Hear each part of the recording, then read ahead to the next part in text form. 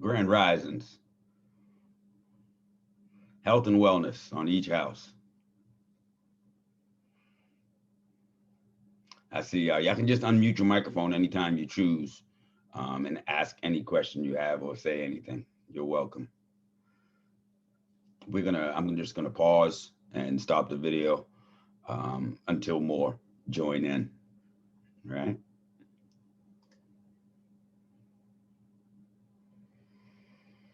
Oh, I should put some graphic on screen.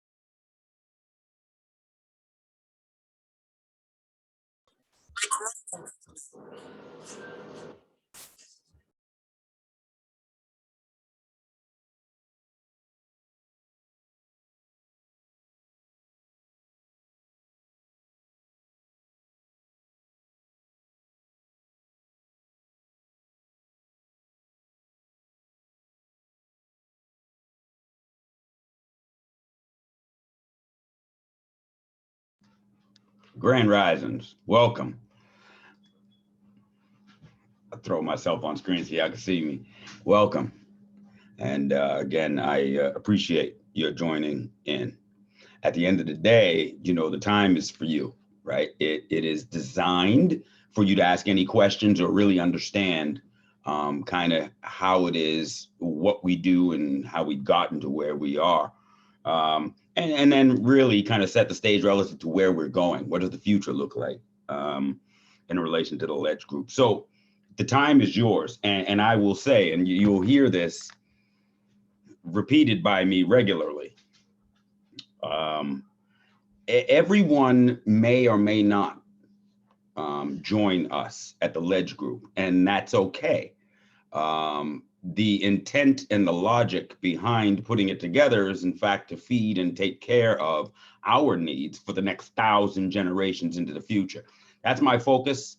That's how I think. It's how I operate. And it's how I work. I work for 1,000 generations into the future, and I work backwards. It's not about comfort in one lifetime.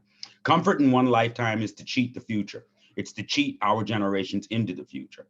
And no one prior to us, none of our people prior to us lived in such a way where the priority for them was what they could acquire and the comfort that they could enjoy right now. None of them.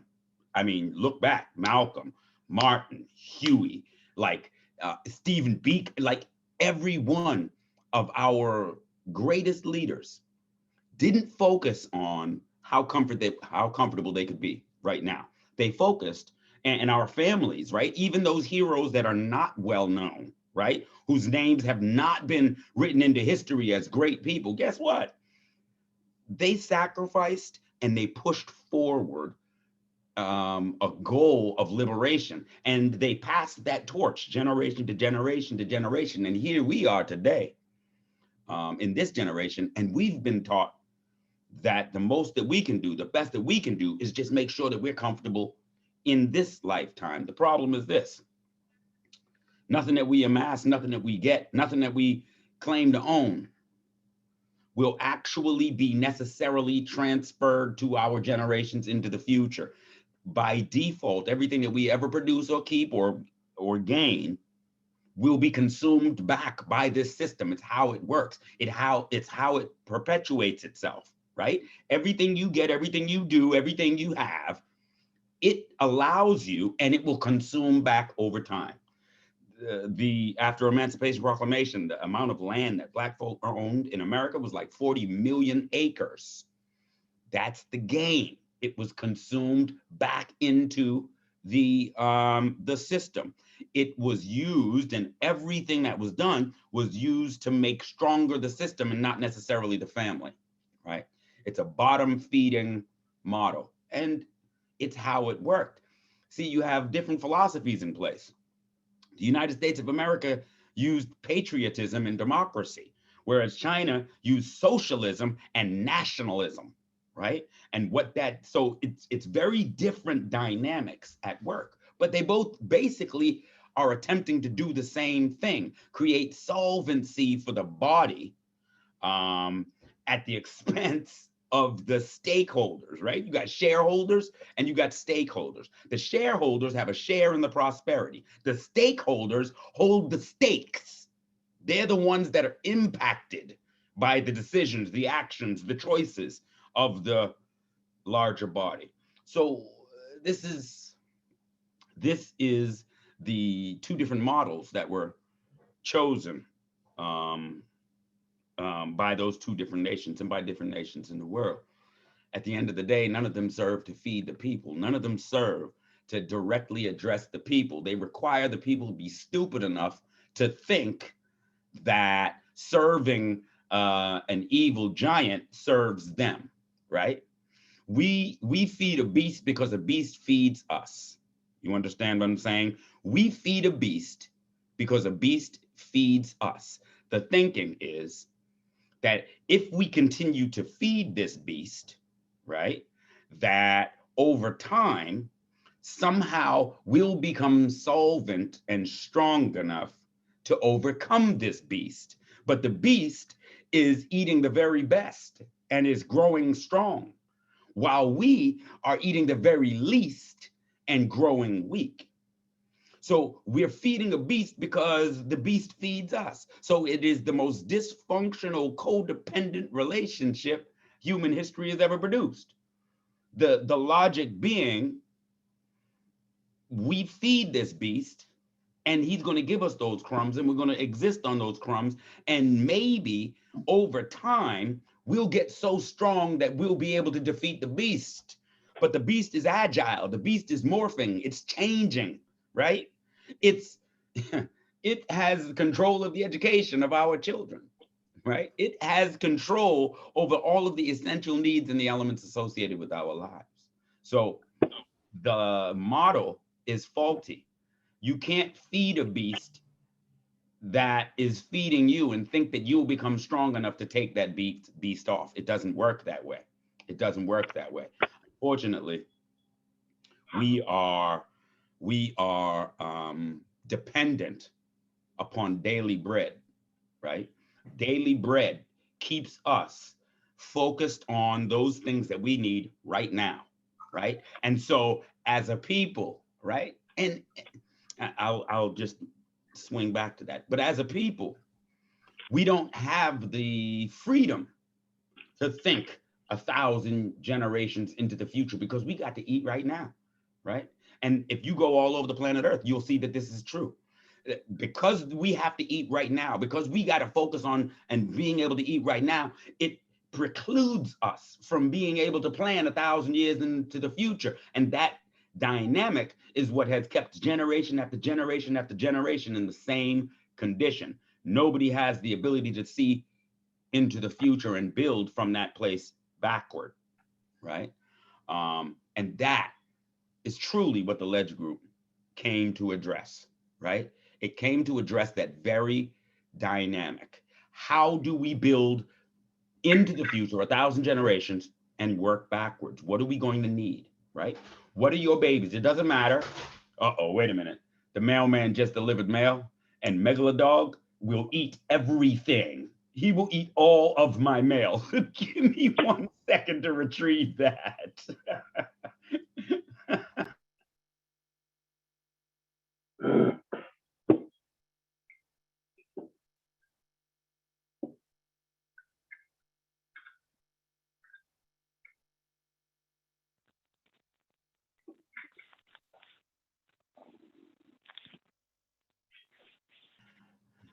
Yeah, he was absolutely about to eat all my mail. He sure was.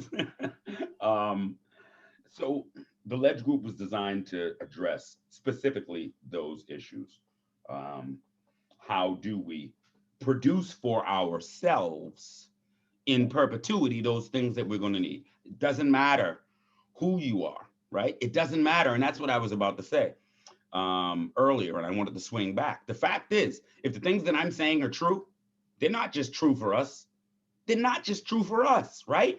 If what I am saying is true, then it will be true for every people on the planet, or by definition, they can't be true. If it can't withstand 360 degrees of scrutiny and be true in each and every degree, then by default, that cannot be true. What we need as a people, 1,000 generations into the future, is not jobs. It's not. It's not money. It's not. It's food. It's water first, food, clothing, shelter, healthcare, security, sanitation, education, and utilities. Those are the things. Those are the fundamental elements of any society. If you cannot survive for 72 hours, everything else is gone. All of your other plans are gone if you're not alive. So what are those things that keep you alive? They are the essential needs. This is true for the Hungarian. It is true for the Portuguese. It's true for the Italian, the Irish, the Chinese, the Japanese, and it's true for us as a people. So controlling those things is what makes a man free or not, right? Because if you control my water and you can shut my water off, that means I got to dance. Whatever it is that you say I got to do that because you control my water and I'm mortal. So again, it's been very difficult for us as a people. We see so many different philosophies and everybody on these soapboxes and everybody with their priorities. And what we've done at the Ledge Group was cut through all that BS. You keep your ideology, you keep your belief system, you keep your focus, your motivations, and those things. But what you unite in and who you unite with are those that are focused on the things that are common between us all. It doesn't matter what your bag is, you got to have water. It doesn't matter what your priority is, you got to have food. It doesn't matter what your priority is, you got to have shelter. So if these things are common among all people on the planet Earth, why we need somebody else to come tell us that? Why can't we come to that conclusion on our own and begin to spend effort in that area? Why? Why do we need, see, I am 1 degree removed from Elon Musk, right? As the CEO of the Ledge Group, I find myself, and through my career, my professional career and those things that I've done, right? I used to teach at Harvard University. Through these efforts, I find myself in circles where, again, I'm about 1 degree away from Elon Musk. Unfortunately, what we as a people seem to need is some European to step and say, yo, you know what? That's right. That's the key for all of us. We need Europeans to step up and do that. And then we say, oh, hey, that's a great idea. We have to get away from that, right? We have to get away from that. The problem is that we're using somebody else as the litmus by which to measure whole, successful, and healthy. We're using somebody else to measure that. But the fact is, we're the measure. We are the measure of whole and healthy and successful. Because with those things, we maintain compassion, we maintain empathy, we maintain love, we maintain the highest attributes that there are, while everyone else embraces this logic that, money over life kind of thing. So we can't use anybody else as the litmus to measure ourselves. We're the measure. And if that's the case, then silence what anybody else says. I don't care what the Hungarian man says. He's got a different motivation that doesn't serve us. Forget what the Portuguese or the Italian or the Irish or anybody, forget what the United States government has. They do not have your best interest at heart, and that's been proven over the last 1,000 years. Only you have your best interest at heart. You have the shareholders and you have the stakeholders. We are the stakeholders. So no one has a vested interest in producing for us what we need in order to be free. Not one of your leaders, not one of your politicians, not one of your journalists, none of your booksellers. They want to sell a book, man. Your booksellers want to sell a book. Your leaders want to sell a platform. Your talkers and journalists want to stay relevant. They are no matter how good they sound. They say, they are anti-racism and they're allies and they say down with white supremacy, but every single day they are spending energy hoping that white supremacy will survive because that's what's keeping them alive. That's what's keeping them comfortable. So if the condition were ever to end, so would their comfort. So no matter what their mouths are saying relative to Black power and being against racism and white supremacy, you can't be against something that is maintaining your life, right? You can't be against something that is maintaining your life. So if you plan to open up a school in America, then you are trusting on the good graces of the man that controls the water, the food, the healthcare, the sanitation, the education. You're counting on that. And this is the cycle that we have been in, right? Before you can, if I open up a pack of something, what I have to do is I have to find the seam or find how it was produced. And once I do that, then I can reverse engineer that and I can open up that package. But if we don't understand how the condition that we are in was produced, then we will spend a million years of effort trying to undo that without ever attacking the problem. We will always attack the symptom. The number one method that was used to produce our condition was dependency, and it remains today. Dependency. And every single people that come into America, come on, you see them. Every people that comes into America, when they come in here legally and they go to get their citizenship, man, they're in tears. They are so excited to become an American. And in less than one generation, they realized that it was slavery. They gave up their land, they gave up their names, they gave up everything to come here. And they realized after one generation that it is slavery, right?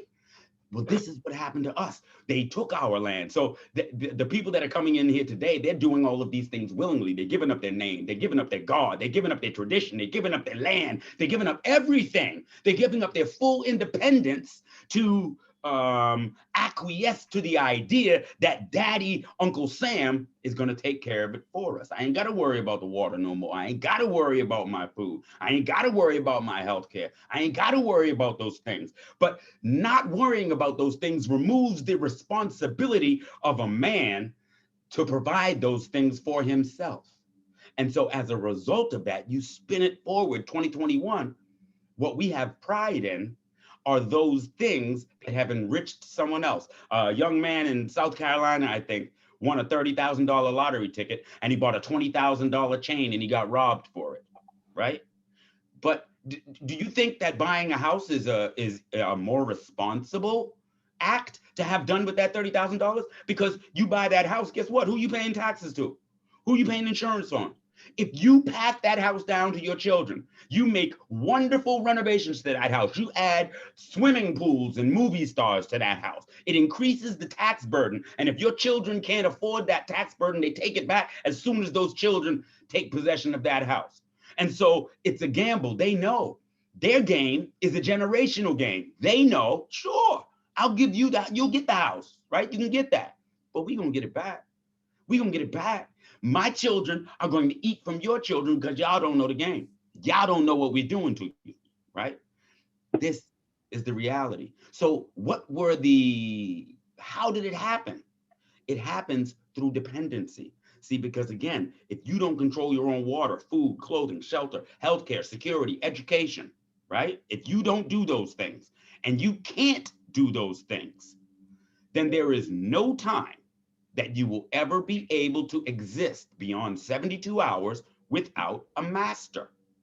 And that is how America works. Those were the instruments that oppressed us in the beginning, taking us and forcing dependency. And so the only way to get free of what we are in is to eliminate dependency. How many people speak those words, man? How many people speak those words? When Representative John Lewis, before he got a job, this man, if you listen to this man's speeches, wow, he was off the chain. The words he spoke most commonly were freedom. And then he got a job and he never said that word again. You see, they bought that word from him.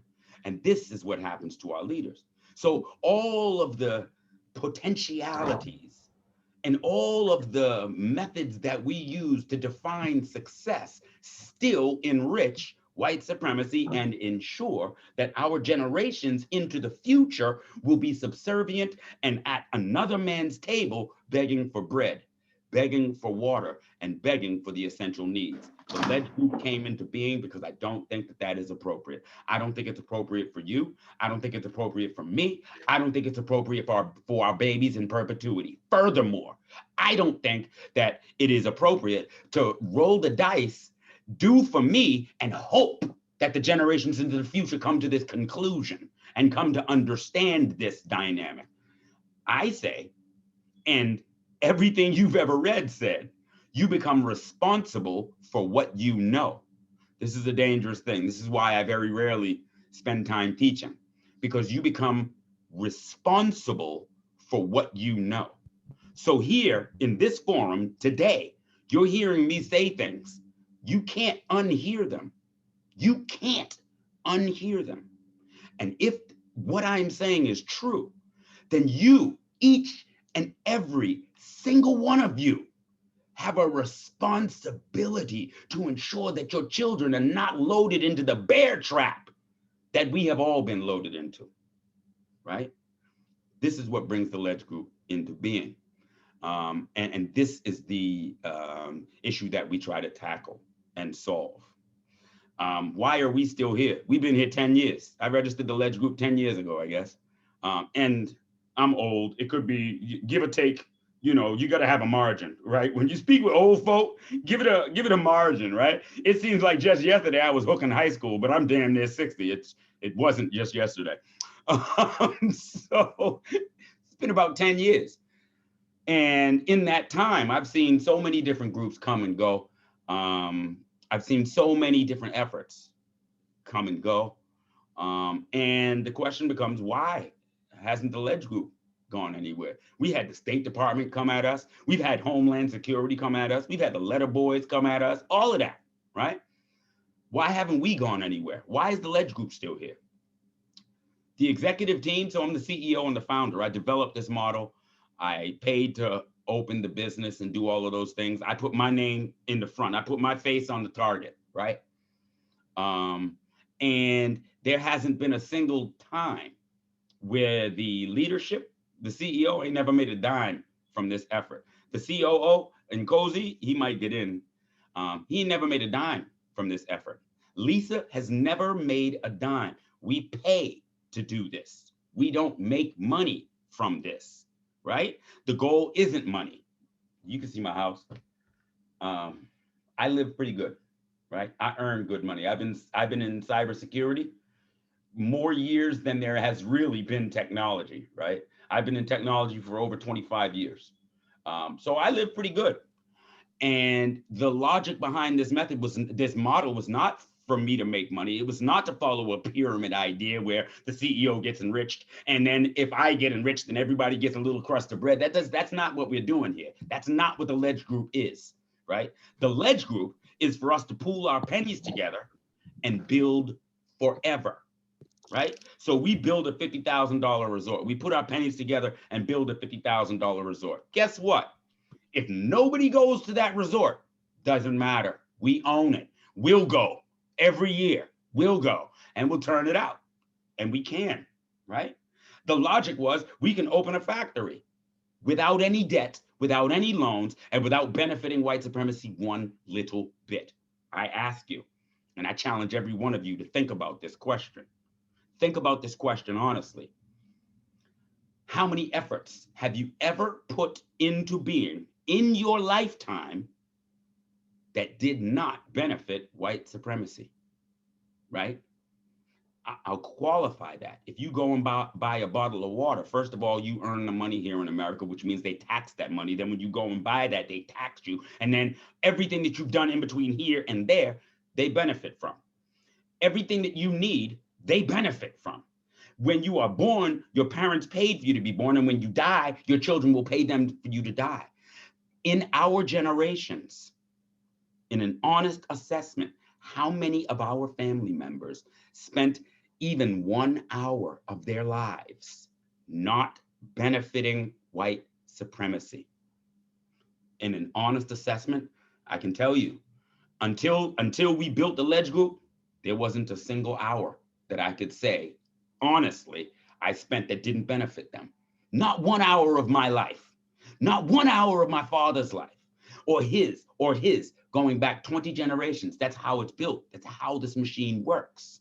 So that it sucks your energy, it sucks your blood to make itself solvent. So the only way that's ever going to change is if we design a means of making it change, right? That's what the Ledge Group is. So I didn't even, again, it's been 21 minutes and y'all didn't heard me talking. That's not what this is. This is a forum for you to ask me anything, right? Everything is fair game relative to understanding who we are, what we do, how we do, right? Where we're going and where we've come from. Everything is fair game. So please, anyone that has questions, feel free, ask them. And peace. It's good to see you all. Welcome. I see you. James, Hadari, Sister Leslie, Shaylin, Damon, Sister Missy, Armand, Duante, my family, the Richardsons. Is that brother Melvin? Is that John Melvin? It got to be when I see that How's it M. going, brother? What's that? Yep, it's me. How's it going, brother? All right, family. How's everything? Doing well, doing well. Yeah, man. Where in the world are you right now? I'm in Maryland. Okay. Uh-huh. Uh-huh. All But right. that's a fair question because I may not be, I don't know how long. Was that? I said that's a fair question because I don't know how long I'll be here. Hey, man, I ain't mad at you. I know. Mm, I have a question. yes, please. Who is that? How does this is Leslie. All right. How does one become involved and then what does that entitle you to? Great question. So the membership fee for a single individual is $1,000. Okay. If you are joining as a family, the membership fee is $750. A single parent is $750, right? Children under 18 years old, if joining as a family, are $250 um, per child under 18 years old. Okay. So if it's a husband and wife that wanted to join with two children, it's $750 per husband per spouse and $250 per child. What does it get you?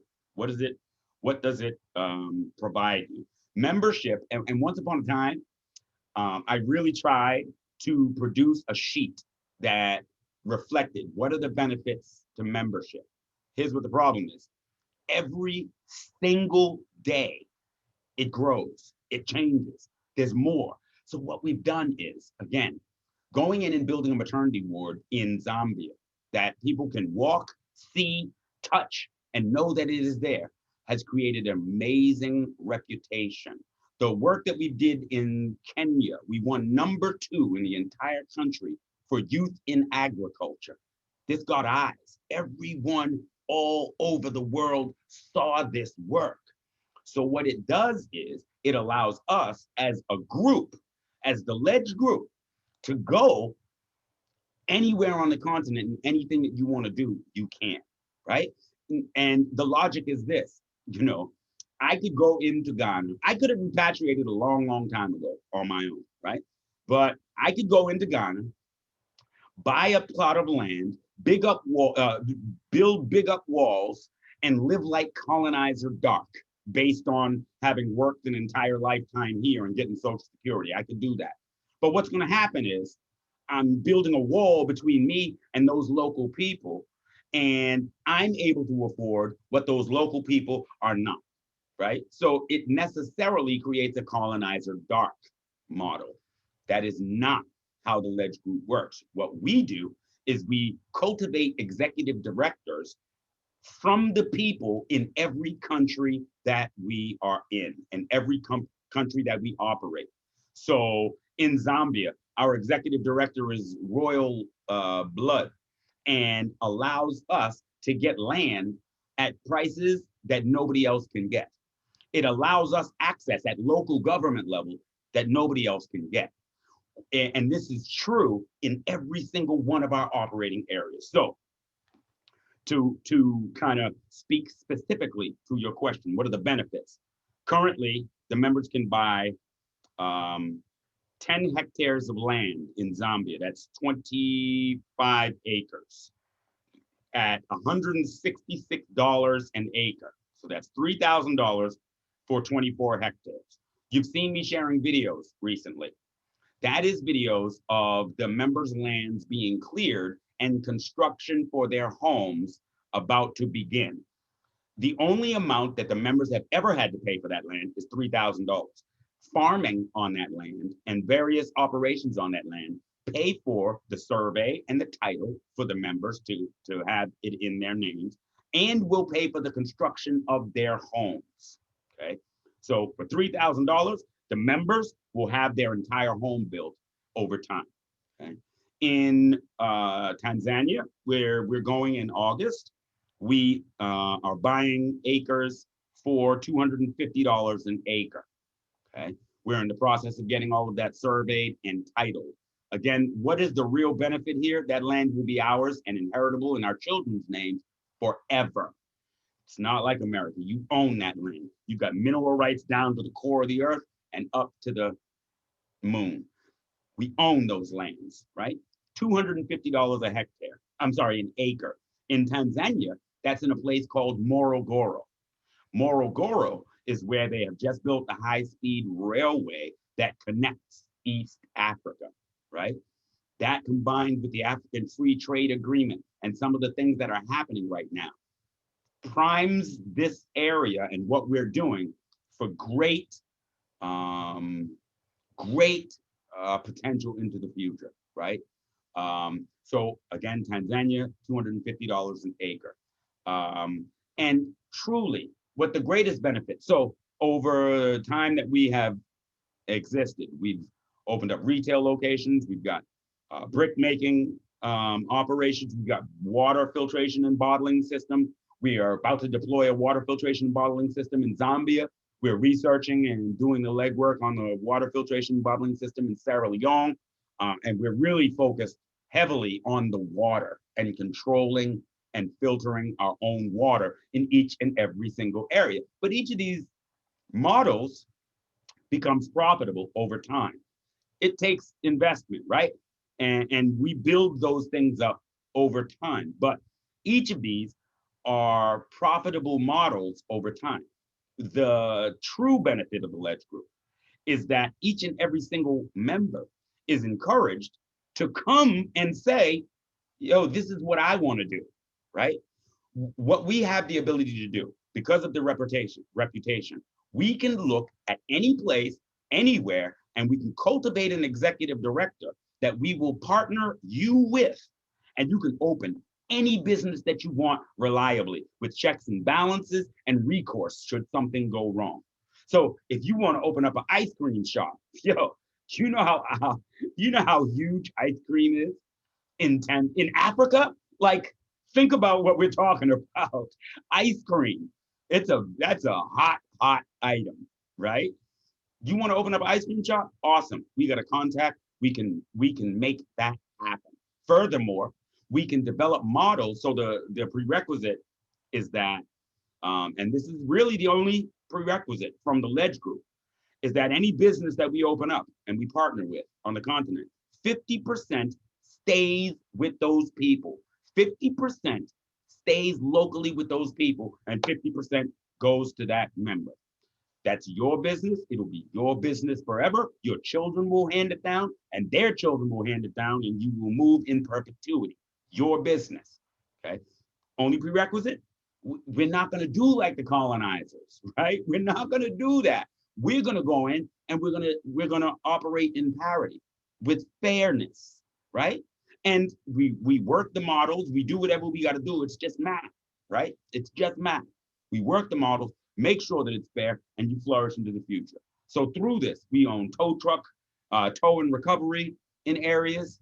We own retail locations in areas. We've opened so many businesses I forget. I couldn't even list them all. The MMA fighting gym, oh my goodness. Brother Hero Sampson just shared a video of his wife, 9 months pregnant, in the MMA gym with him working out. Just so dope. So we are in absolutely everywhere. And the logic is we will be everywhere. Say you want to open up a winery. Awesome. We'll find the resource. We'll find the costs.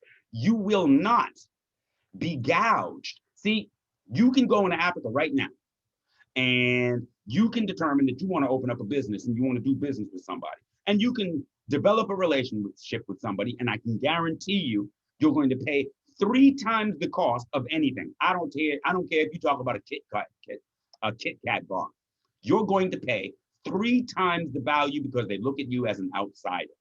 We eliminate that xenophobia because our executive directors are from that country and with reputation. So I'm not going to go buy a Kit Kat bar. I'm going to go with my executive director. He's going to introduce them to me. They're going to understand who I am. And suddenly I'll be able to go there and not get charged that 3 times over.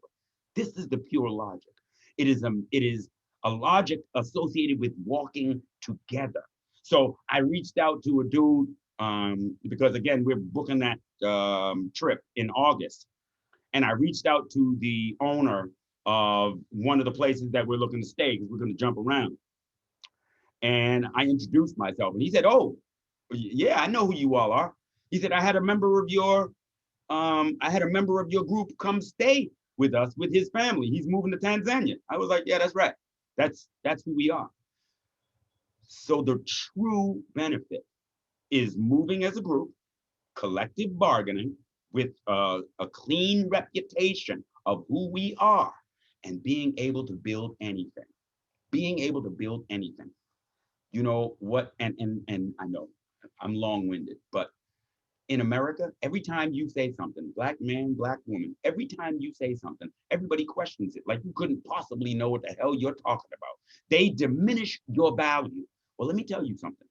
You have never been more valuable as when you leave the United States of America, because you've had the benefit of seeing successful models and unsuccessful models. You've seen everything that they've done. So you're going into countries that are not developed to the extent that America is, and you can avoid the pitfalls. You can set up the models that will allow Africa to grow to the place where it needs to be. And we can bypass mistakes. Do you know how expensive it was for America? You might not know, but I'll be able to tie it back. Do you know how expensive it was for America to run lines throughout the United States of America for communication, for your cable, for your telephone, for these various services? It was very expensive. And if you look at your bills, your electric, your gas, your cable, all the rest, look at the biggest number is service delivery fee. You're still paying for those telephone poles. You're still paying for them having line the entire United States of America. And guess what? It's killing the plants. The things that are right below those lines are dying, right? It was not smart. We don't have to do that. We've got wireless technologies today, so we can absolutely bypass the mistakes that were made by way of this colonizer. So we bring extreme benefit to the world, and we don't realize it. And when you step over into that and you start to look at it and start to have them conversations, it becomes clear. They don't devalue you. They don't devalue what it is that you know, because it is, if we put it together with them, game over. So the benefits relative to the Ledge Group, and again, I'm going to try to work on, but there's never going to be the ability for me to create a one sheet. There's never going to be the ability for me to create a one page because the benefits change. One of our members, who was it? I don't know. He's not in here. One of our members, we had a raffle, and we raffled off a ball of gold that we got coming out of Ghana. We raffled it off. I think it was like $30, and dude got an ounce of gold, got this nugget, right? We uncover opportunity everywhere. And the basic model is we do a proof of concept. A proof of concept means something in the area of $5,000. And so we connect with that with our executive director, and we fund or fuel a project. And again, it could be anything. You want to do wine, fine. Let's do a proof of concept. Let's validate how that works. Let's shake out all of the issues, all of the challenges, and let's build that. It's not going to cost you $5,000. We can all put pennies in, fuel that. If it works, it works. If it doesn't work, we keep it moving and we do something else, right? This is the logic. Move as a group. Don't break anybody. Nobody has to be broken, right? Cooperative economics. This is what Malcolm X was talking about. This is what Marcus Garvey was talking about. This is what Elijah Muhammad was talking about. This is what Muhammad Ali was talking about. It's the same thing. It's not reinventing the wheel. It's using what has already been told us as a direction and just building on it. I know that was a lot of wins, Sister Leslie, but did that answer your question?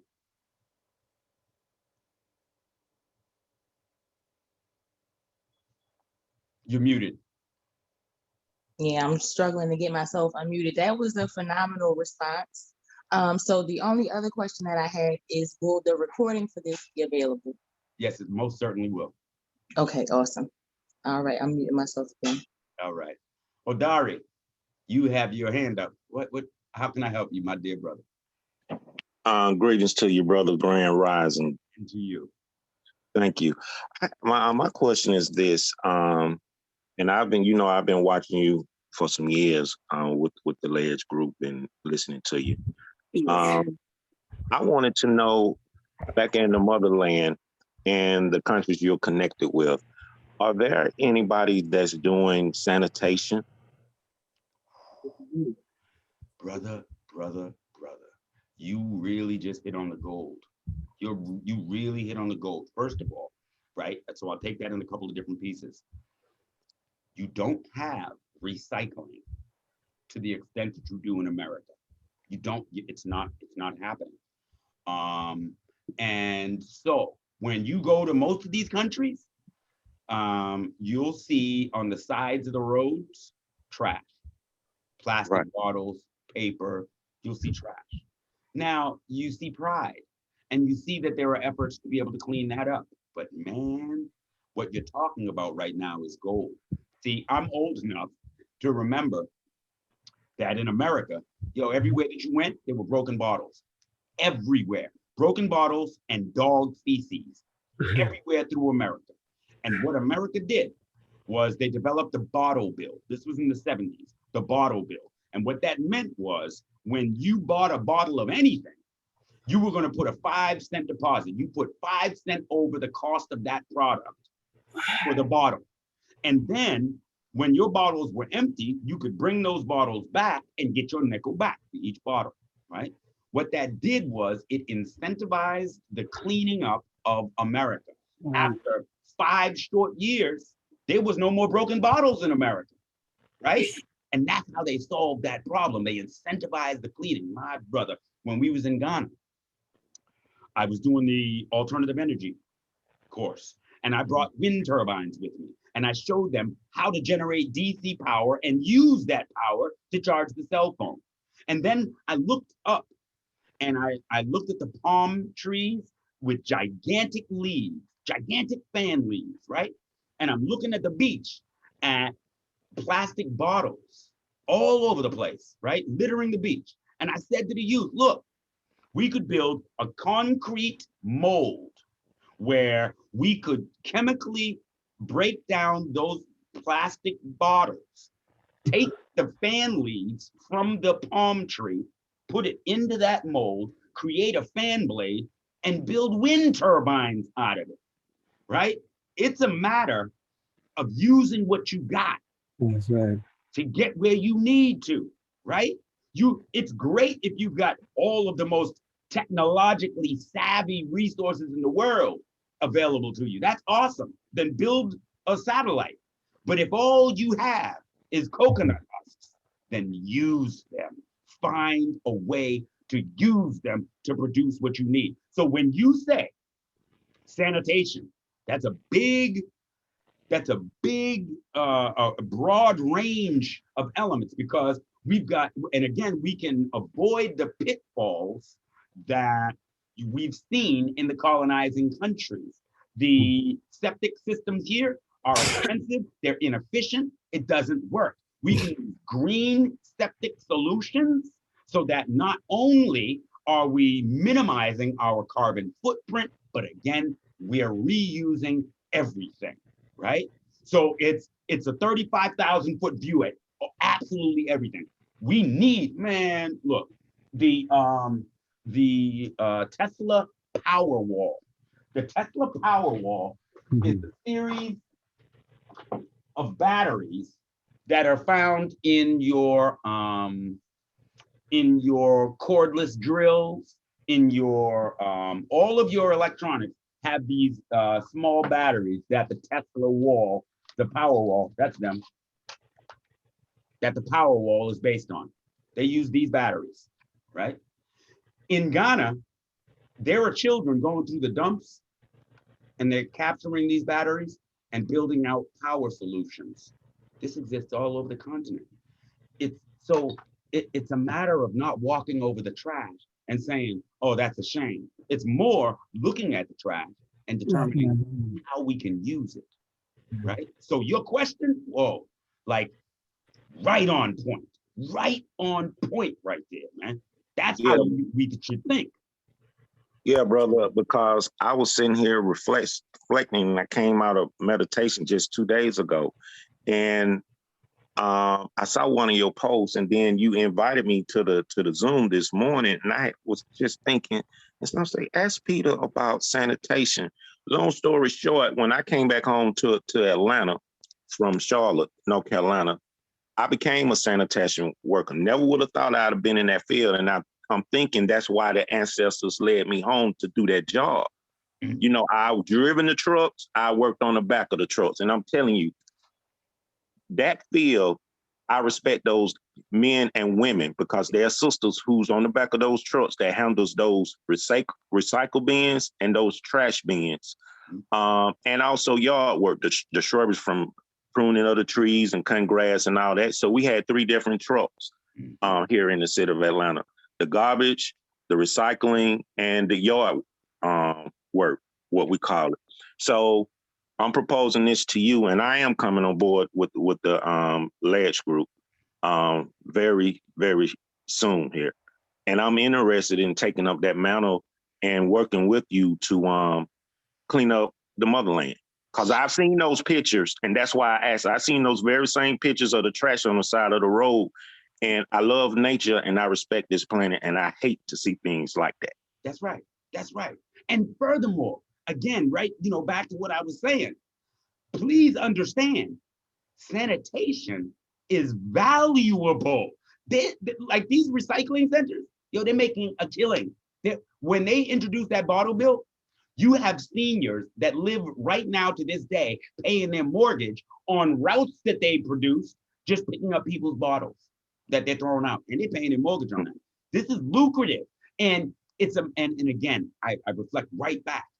The fact that we have seen everything in this society allows us to go over there with a level of intelligence and say, okay, so I watched them incentivize the bottles. And what that did was it made cleaner streets, cleaner beaches, a cleaner society by saying, I'll give you a nickel for every one of those bottles. So why can't we use that same model? Why can't we incentivize the cleanup of Africa? Let me tell you something. I would go out wherever I lived, right? I would go out and buy pizzas, right? And water. And I would sit outside and just start cleaning up the trash. And guess what? The people around me, they would see and they would start coming and picking up the trash. And guess what? There's some pizza, there's some water, and you incentivize it and people will follow. They will do it, right? Mm-hmm. And this is the exact same logic, man. Not only is it needed for the planet, but it's lucrative when you think it through and develop a model that works, right? Yeah, bro, right on point. Well, let's do it. And it's another part of what the things that you may have heard me say, which is, okay, let's imagine for a minute that this entire abhorrent system disappeared just now. Just now, they're gone. Who's going to manage that sanitation? Who's going to go manage those hydroelectric dams? Who is ready and prepared right now? If they were to disappear, who is ready and prepared right now to perform the functions that we need in order to keep us alive? That's a hell of a place for us to be in right now.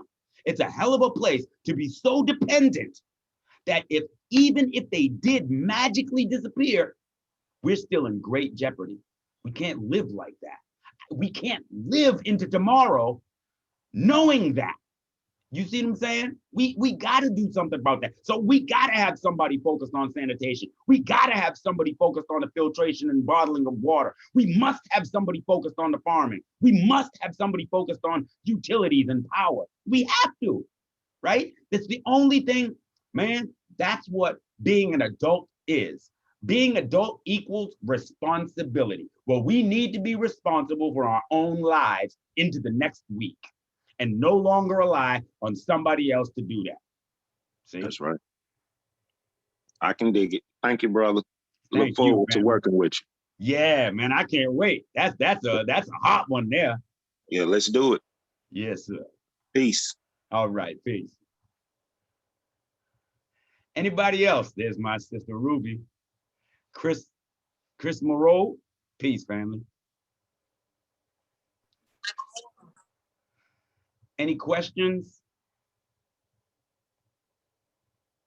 Armand, I've seen you have been active with Ashe and running the African Stock Exchange. How's that going, man? So far, so good, man. A lot of people are starting to pick it up. Yeah. And some people are actually going live, but overall, everyone is still training and getting some of the, some of the material, the learning material. But overall, everyone's having a good time. Yeah. We got everyone trading and understanding. I love it. It's fun. It's awesome. Foreign exchanges, man, that's an easy one. That's an easy one, man.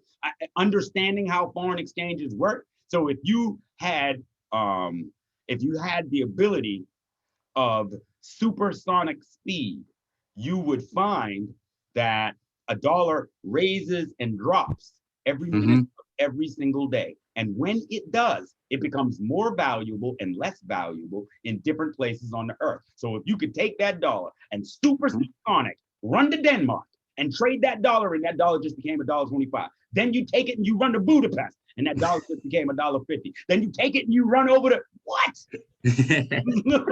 Forex? Man, it's not better than that. It's again, people think that these things are mutually exclusive.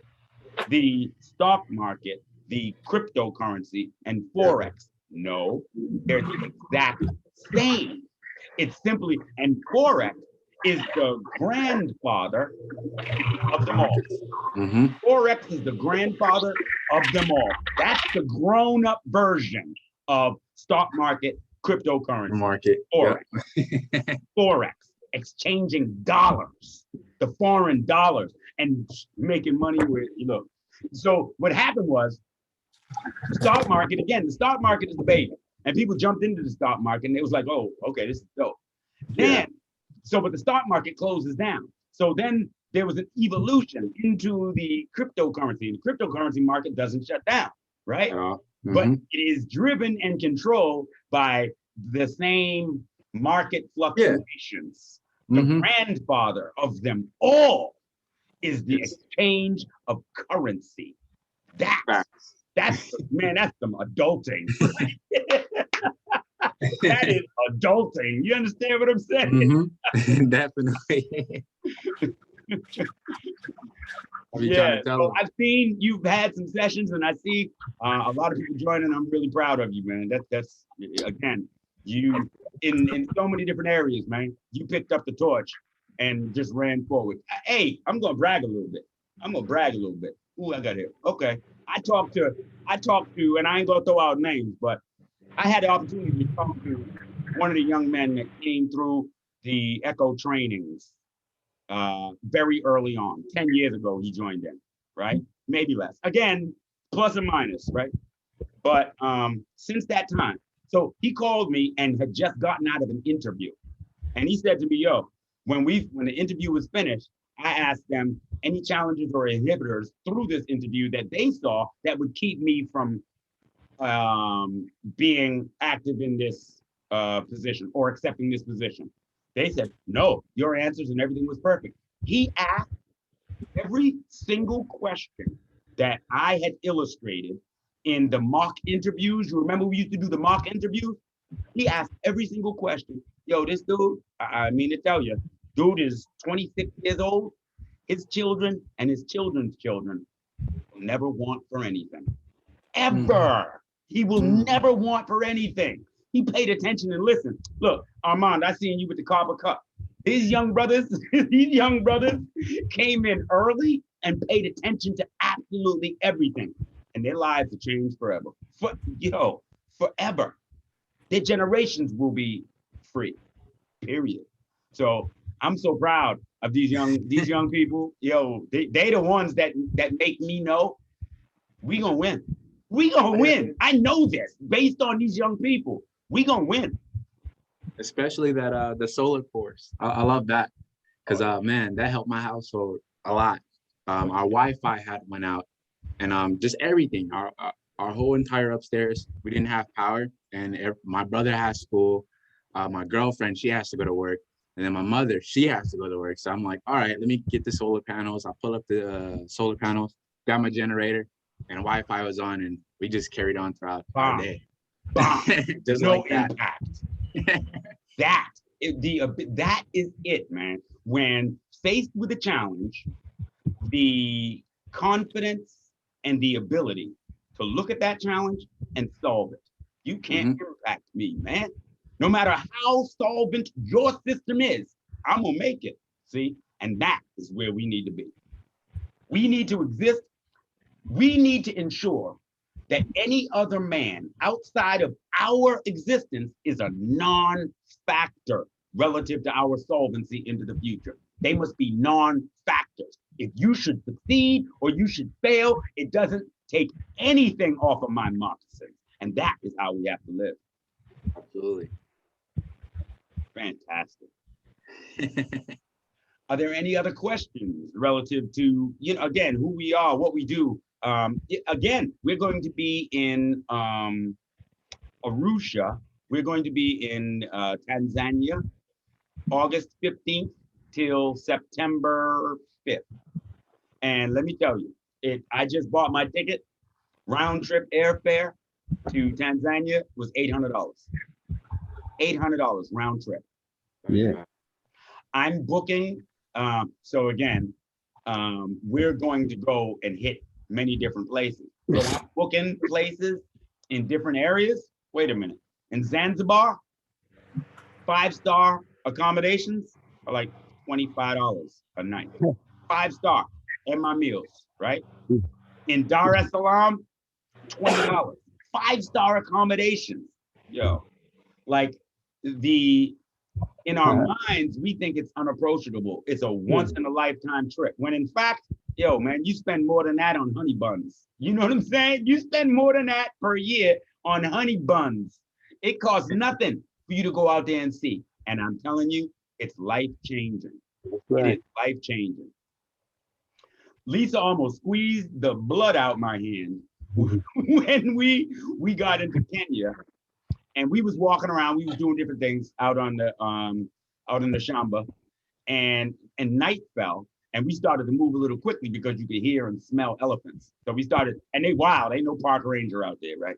So we started to move a little quickly to get back to the camp. And she stopped me through squeezing my hand, looking up at the sky. And when I looked up, oh my God, I saw what I ain't never seen no sky like that before. Like you have to imagine, I'm standing on 53,000 acres of land. There's nothing, no light, no building, there's nothing. And when you look up in that sky, oh God, you can see the gases associated with the various planets and constellations. You can see everything. It was, so when I say to you, a trip to Africa is life-changing, I mean to tell you, I'll give you another example. I sat and I was listening to people that were Kikuyu, which is the major tribe in Kenya. And I sat and listened to them speak. I closed my eyes and I could hear the foundation of Spanish. I could hear the foundation of Chinese, of Japanese. Like when I closed my eyes and heard them speak, you can hear it. You can actually hear, oh shit, that's where Chinese comes from. That's where those tones and inflections in words come from. You can hear the basis. Suddenly, everything that you've ever seen or ever known in life starts to connect dots. You start to be like, oh, that's where they got it from. That's where that comes from. That's where this comes from. Like, whoa, it's amazing. It's amazing. And let me tell you something. Only time I ever heard somebody say welcome home to me, it was my family, and they was shutting the door behind me because, you know, the wolves was chasing me, you understand? So the only time I ever heard somebody say welcome home to me. Even when you fly back into America, you ain't gonna hear welcome home. That's not what you're gonna hear. You're gonna hear all kinds of Marlon Farmer and everything else, you know. When you get in Africa, wow. The first time you hear it, it doesn't really set in. But then as you walk around and people are just addressing you and saying, yo, welcome home. Yeah, at some point I broke down into tears. I was like, yo, wait a minute. Yo, wait a minute.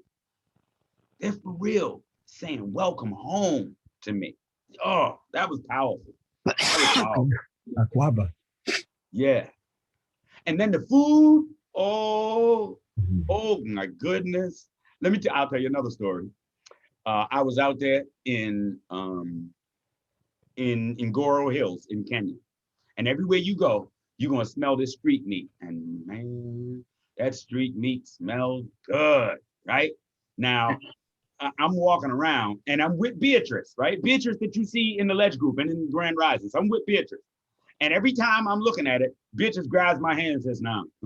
I'm like, and you know, I'm like, you trying to keep me from something. Each time she do it, I look at her with a little bit of attitude. I'm like, why are you? I'm trying to get me some meat. You know what I'm saying? You're stopping me, right? She grabs me and says, no. Each time, every time we go out. And so one time, I seen her looking away, and I stepped all over to the meat. You know what I'm saying? and dude sees me. And he started cutting it all slow, you know what I'm saying? And so that the dude just popping off, and he doing like this, and I'm like, I'm just watching. I'm watching it. I look around to see if Beatrice sees me. I can't see her, and I says to him, "Yo, give me some of that meat." As soon as I say it, Beatrice, boom, right there. I'm like, oh shit. Okay. So she says to me, "Oh, okay, you're gonna have some meat, huh?" I says, "I'm gonna have some meat," and she says, "That's fine. I just want to ask you one question. There's been 7 months. There've been 7 months of drought. How you think he washed his hands?" I looked at him. I looked at his hands. I looked at the meat. I was like, "Oh shit, okay, okay. I ain't gonna have no meat today. All right, then. All right." Beatrice is so wonderful, and she quietly just pulled me up. You know what I'm saying? She just quietly just, you know. You think you know so much, huh? Yeah, I encourage everybody. I've never, in all of the times I've gone to Africa, I don't think my flight has ever been over $900 round trip, ever. You know, that's pre-pandemic, ever. Wow. You got to go. That's right. And when you see let me tell you what you don't do. Don't go up in there like Jan Michael Vincent and think you have the answer for Africa. They've been there for 1,000,000 years. Don't do that. That's that colonizer dark shit, right? Don't do that. Go in, close your mouth, and watch. Just watch. It will blow your mind. And to know freedom. No freedom. It's amazing. But I'll tell you the downside, right? I don't want to just make it sound like, you know, this is paradise and everything is perfect. No, I'll tell you what the downside is. They don't generally have a tax base, which means you don't have public education. You're paying for every single class. It means you don't have public water. You don't have public, you don't have funds to do bridges and roads. You don't have those things. But what that does is it produces a very, very blank slate.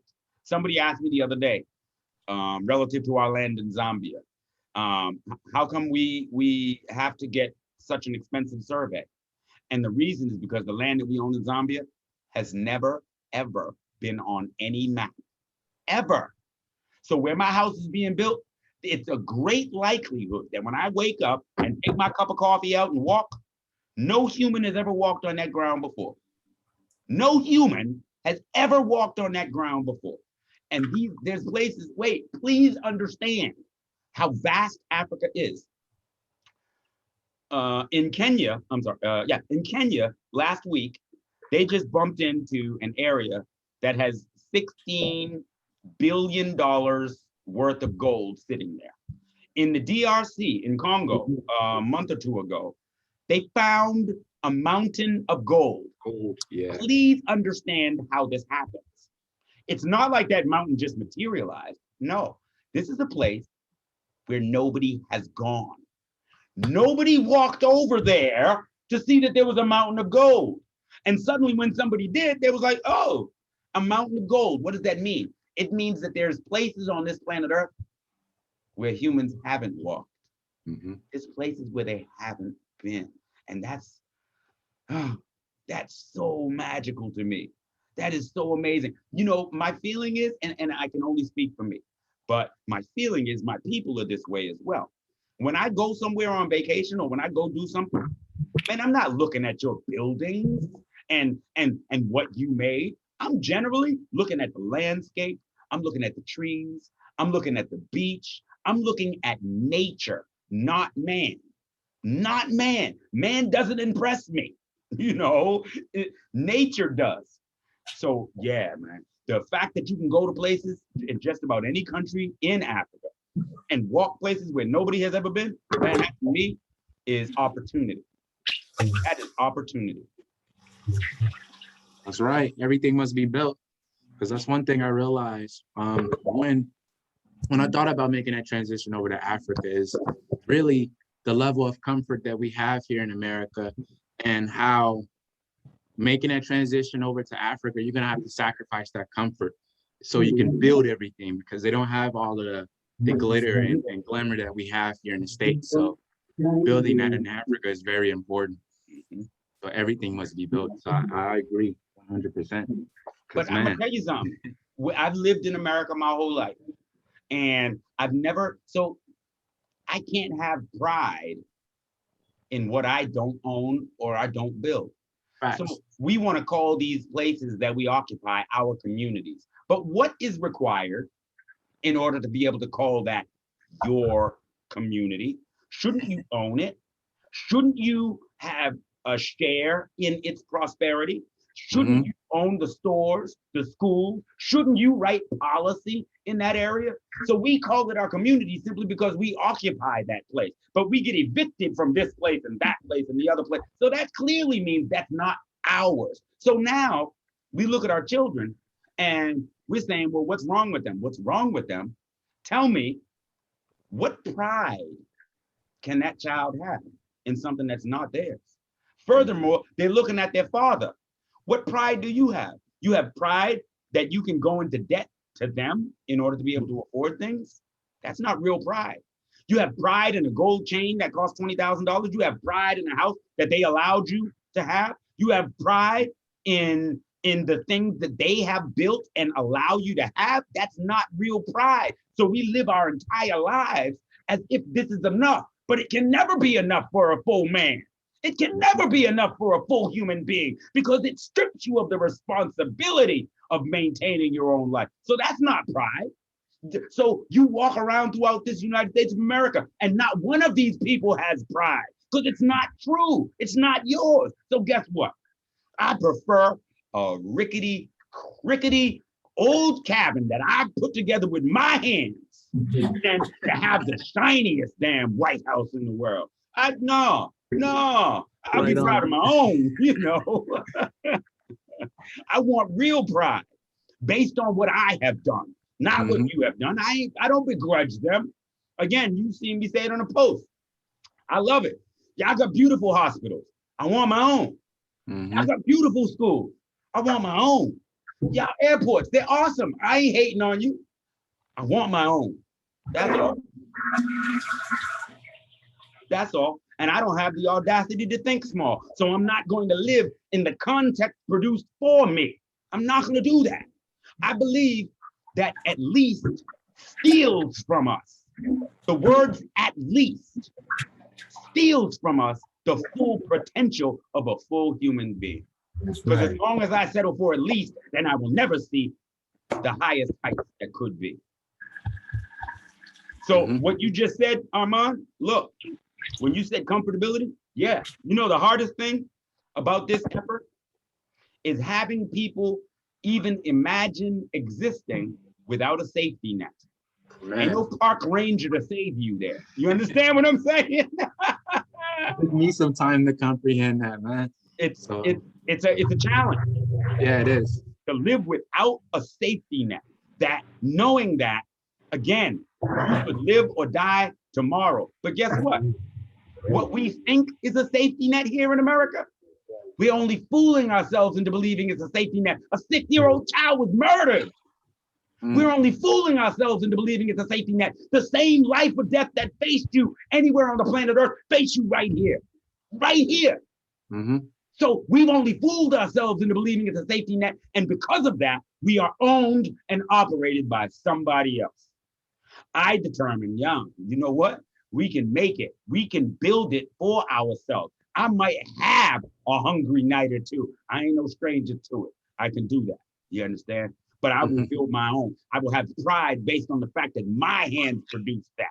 You hear me? We can filter our own water. We can build our own sanitation system. We can build our own logistics channels. We can produce our own. Why can't we?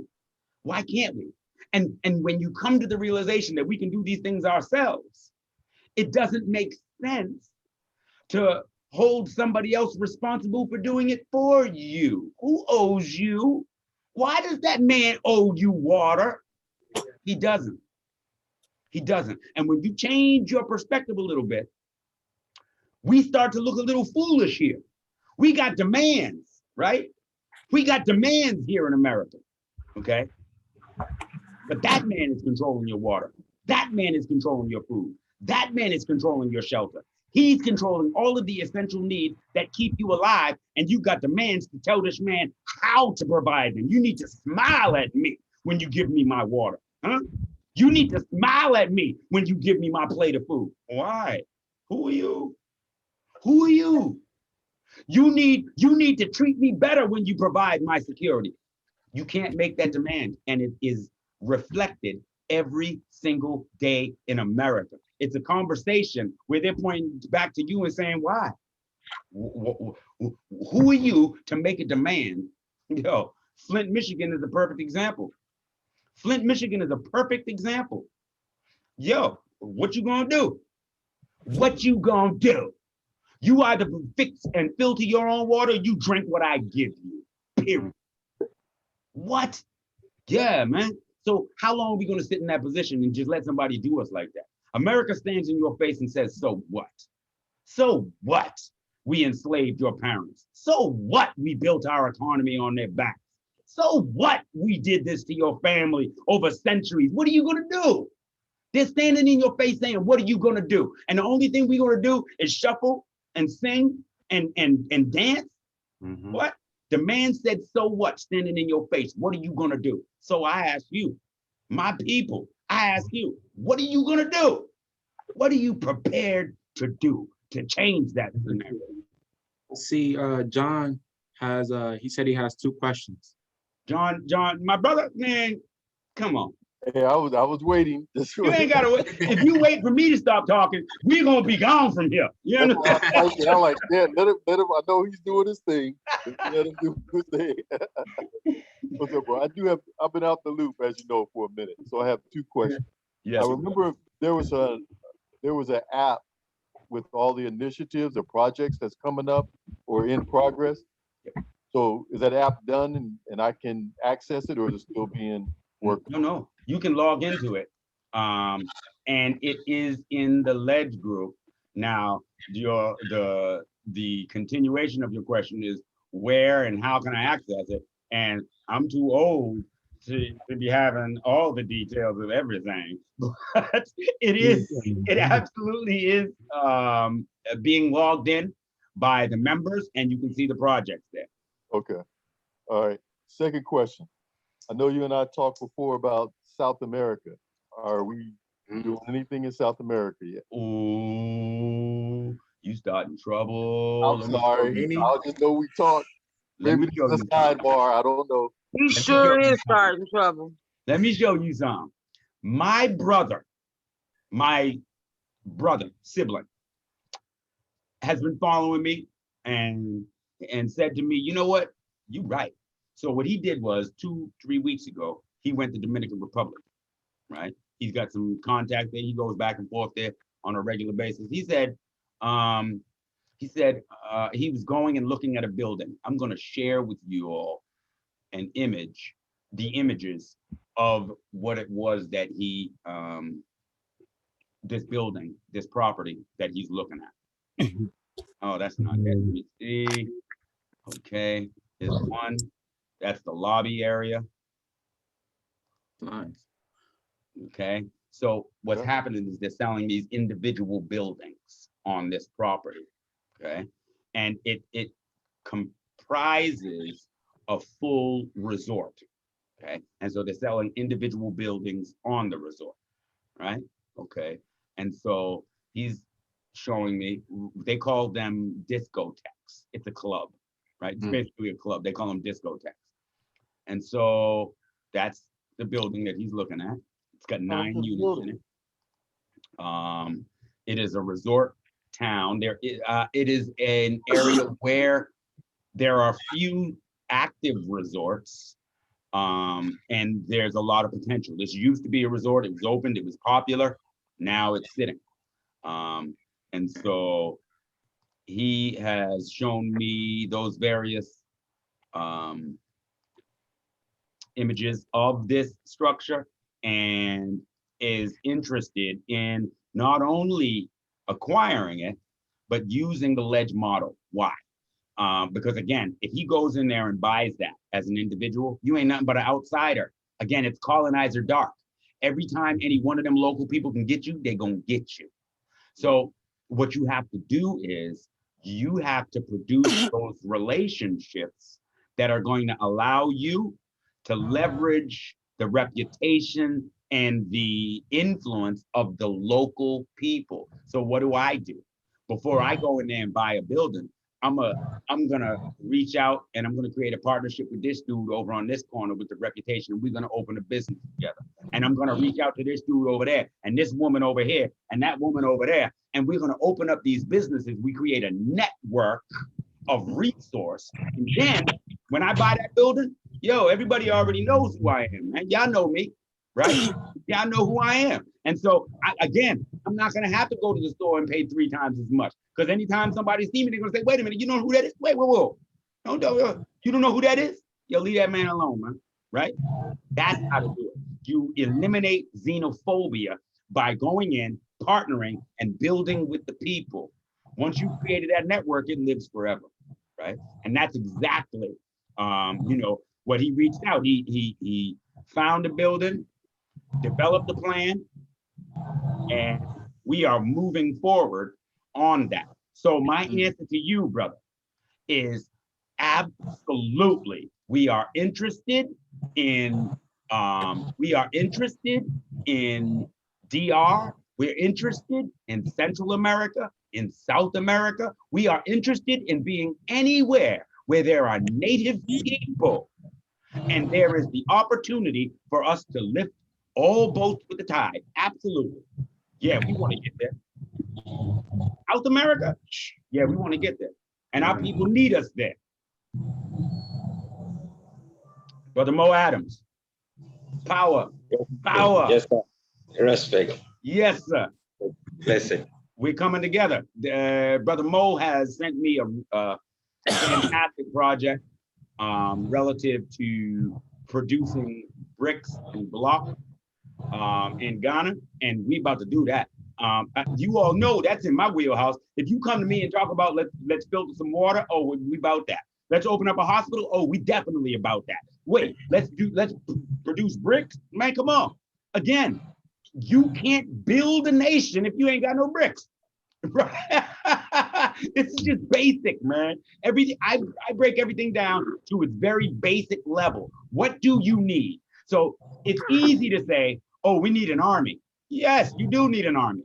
But if you can't hydrate that army, if you ain't got water for that army, you ain't got no army.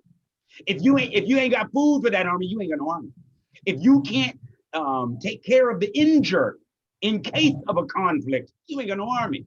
So all of these things have to be in place before you can have an army. Don't bricks matter? Doesn't it matter to have bricks? Yeah, it does. So I'm that guy. I start on the ground and say, but yes, I see the lofty goal. Let's start building the bricks in order to be able to produce the foundation in order for us to be able to build the back. Step by step. Very little picture, big picture. And that's my brother Mo. That's my brother Mo. Yes. Thank you, King. Yes, sir. Yeah, greetings, everybody. It's a pleasure. It's nice talking to you, brothers. Akwaba to Ghana and Etienne, good evening. And it's nice talking to you once more. And I'll be glad to meet you people. Once again, we are ready. Yes. For me, I do a lot when it comes to the wolves. I've been in the wolves from Liberia, Sierra Leone, Guinea, and I work. I'm a Ghanaian citizen. I lived in Nigeria. My mother is a Nigerian. So I've been different part of Africa. You understand? Southern Africa, Eastern Africa, Tanzania, Malawi, Uganda, and I went to Zimbabwe. I went to what you call it? Sorry, I've forgotten. We have a project there right now. So I do exploration in all this part of Africa. And the only thing we've been seeing is coming to see the people come for the minerals, and they don't do nothing in the communities.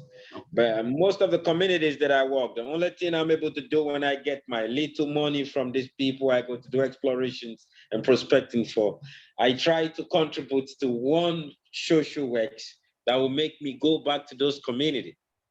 And that's the only way I'm able to go to over 18 to 20 African countries, states, but it's just boundaries and borders. And it's difficult for me as African to go around even my people.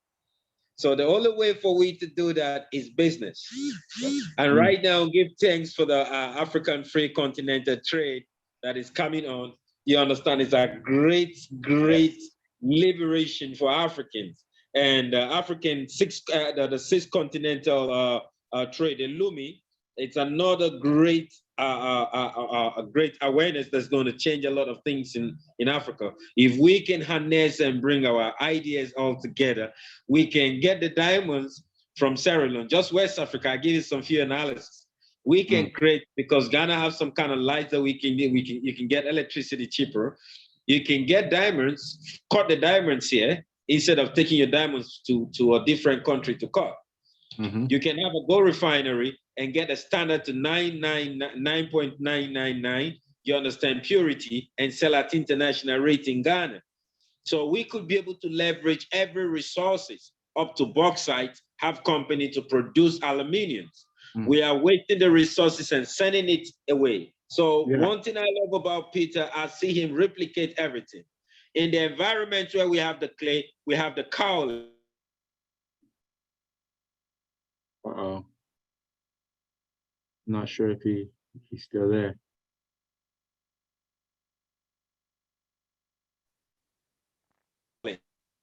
Looking at what we can do to own properties, because when you build bricks, you can have property in those environments, in those villages. Those villages are villages that you can make. You can produce cassava. You can export this cassava to other suppliers in the West. Right now, cassava flour, it's expensive all over the world. So if we can produce cassava from this,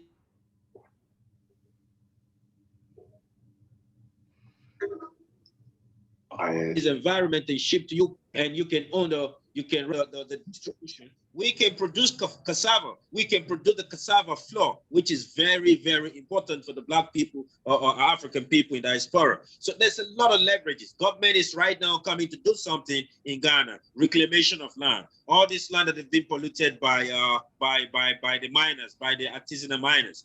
We could come in several ways, you understand, by reclaiming land and building on this land and having cheap housings, you understand, for these communities, instead of them living in mud houses in those villages. Why don't we be able to create these bricks and create a key so that we can bend these bricks that are everlasting bricks and build quality housing, quality building for these people that are sitting on these minerals, that are good farmers, they have a lot of skills. You have the bamboo sitting down in those areas. You can make a lot of chairs, upholsteries, and a lot of things from bamboo, the bamboo tree. In those environments, the same environment where Kwame Nkrumah is born in Zuma. That's what I'm talking about. Then to Takwa is close to Ivory Coast. All the gold from there, the Takwa Bay is the Takwarian Bay, which is the environment where when you say all the gold is one of the 80% apart from the Kumasi and the Bimirian apart from the Bimirian rocks, you understand. But when you talk about these peripherals from this area, wealthy and very rich. So what are we doing? One thing Peter is doing that I've seen for the past 4 years is that he's been very wonderful. And I cannot stop by telling him that keep it up. And may the ancestors bless you because you've done great, great things without no loan, without nothing. You're just doing it. And the ancestors are keeping just to show the people that you can make Africa great, you know. And that's why I say Africa cannot be great without the diasporans. That's right. Except we have to link up together. We have to hold the strength together because we know the story. We know what's happening to us in Africa, right?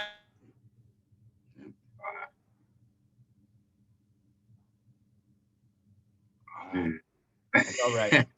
That's all right. He's in Ghana right now.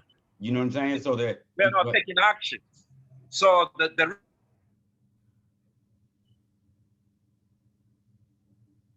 on a roll. It's the connection. The connection is the reason why I always follow BRICS. We want to build a BRICS and hire people. And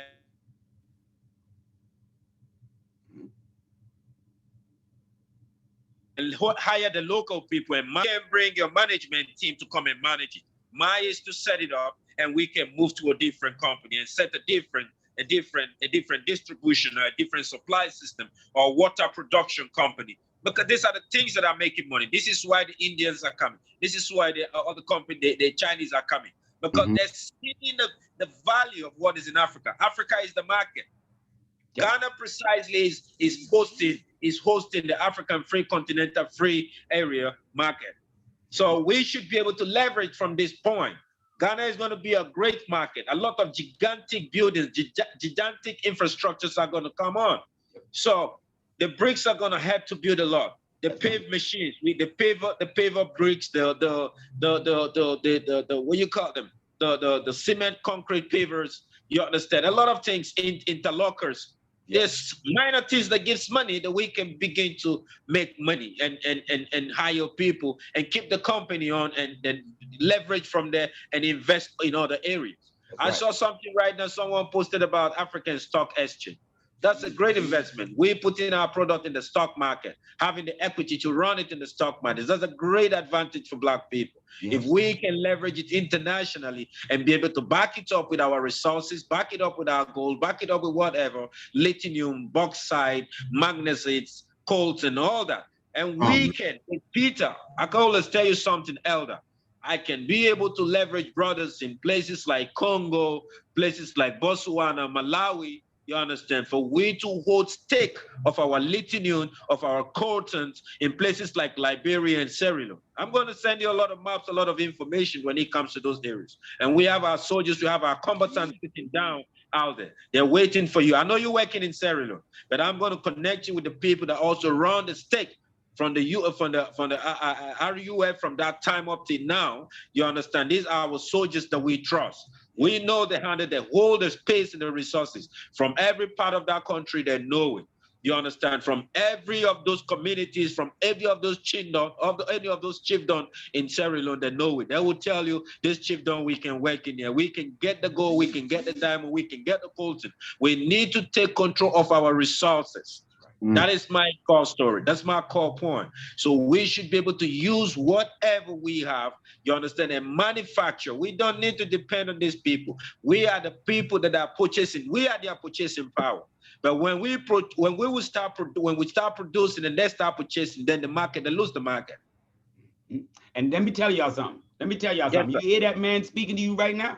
Let me tell you, any resource, you heard that man speak about diamonds, gold. You heard him speak about this. This is because for so many years I have said that the colonizing nations have produced their wealth through African resource. The gears Right. with the diamonds 100%. and the gold, yo, they're sucking the blood out of the African and they're giving the African nothing. So what happens if we shut off the faucet of resources to them? What happens if we connect with the diamond owners, with the mines, and we say to them, listen, you put X amount of that in our hands, we'll buy it from you. But you put X amount of that in our hands in consignment and let me distribute that to the diaspora and let us manage that. And we pay you 50% of everything that we make on that. Suddenly, we shut off the flow of diamonds to the De Beers. We shut, yo, you see Ghana?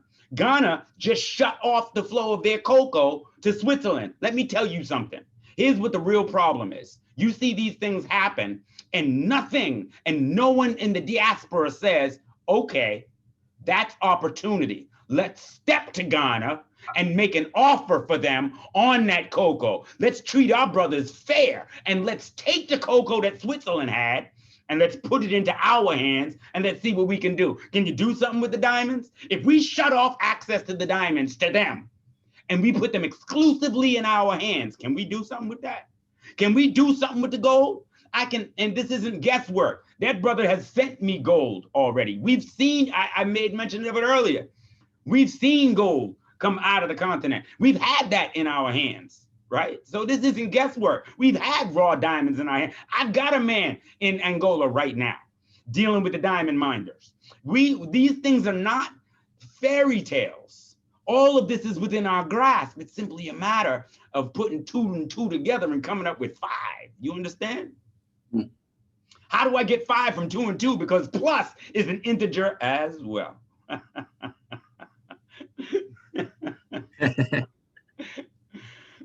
like the way you put that.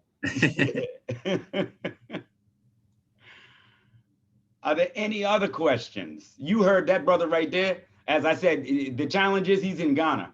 And in Ghana, you got ECG running the power and they just nasty. You got challenges relative to where they are. You got to understand when you're in Africa, sometimes you're in places, like I said, it ain't telephone poles strung all over the place. You ain't in places where there's buildings nah, baby, you in nature. You know what I'm saying? There's nothing around you. So it was an honor and a pleasure just for that brother to come in and be able to speak, for a short period. And I appreciate that. I mean, are there any questions? Again, anything, nothing's off limits. There's my brother. Yeah, sorry, I got a poor reception. Yeah, man, I ain't no problems, man. Hey, I gotta put you all on hold for a minute. Armand, speak to what it is you doing and how that kind of connects to what it is we're doing. And I'll be right back. All right, gotcha.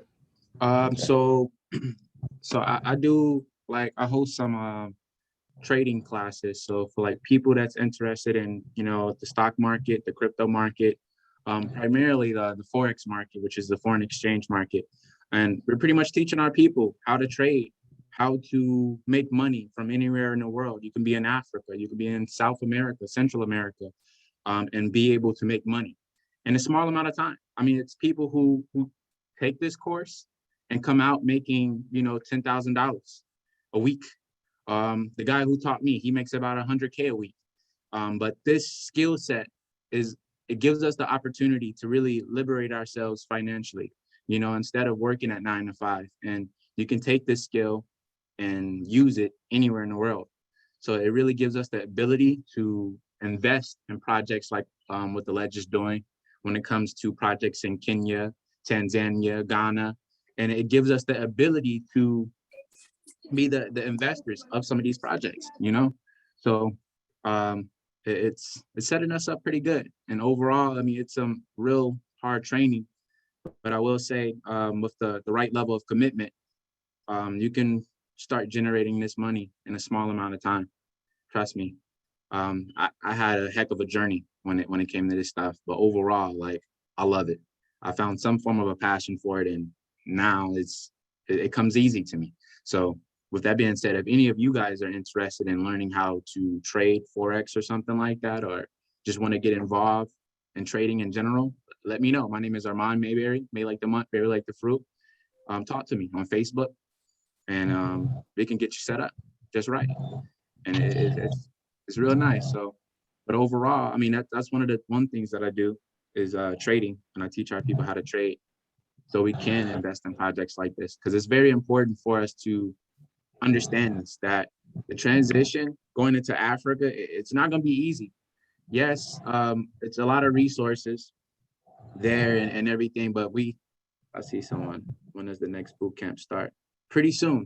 I don't have an exact date right now. I'm starting to finish up the first class, but I will be posting the details to that very, very soon.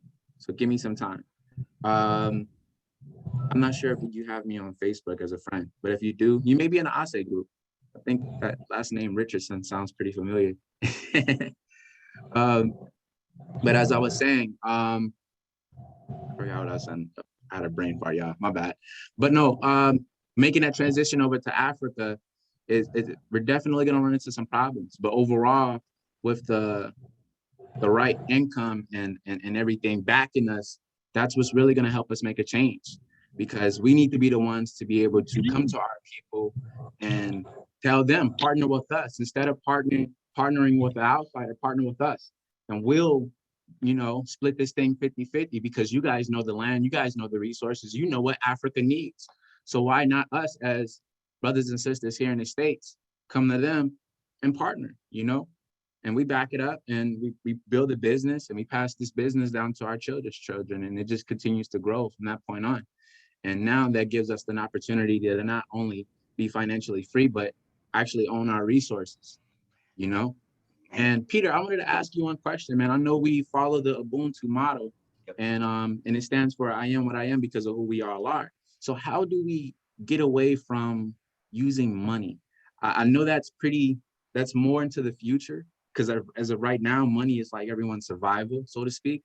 But how do we get to that place where it's like, all right, we got our food, we got our water, we got all of our basic essentials. How do we make that transition from using money and giving the resources and everything to our people without following that model anymore? Do you have any ideas? Or I do. Because I've been thinking about that.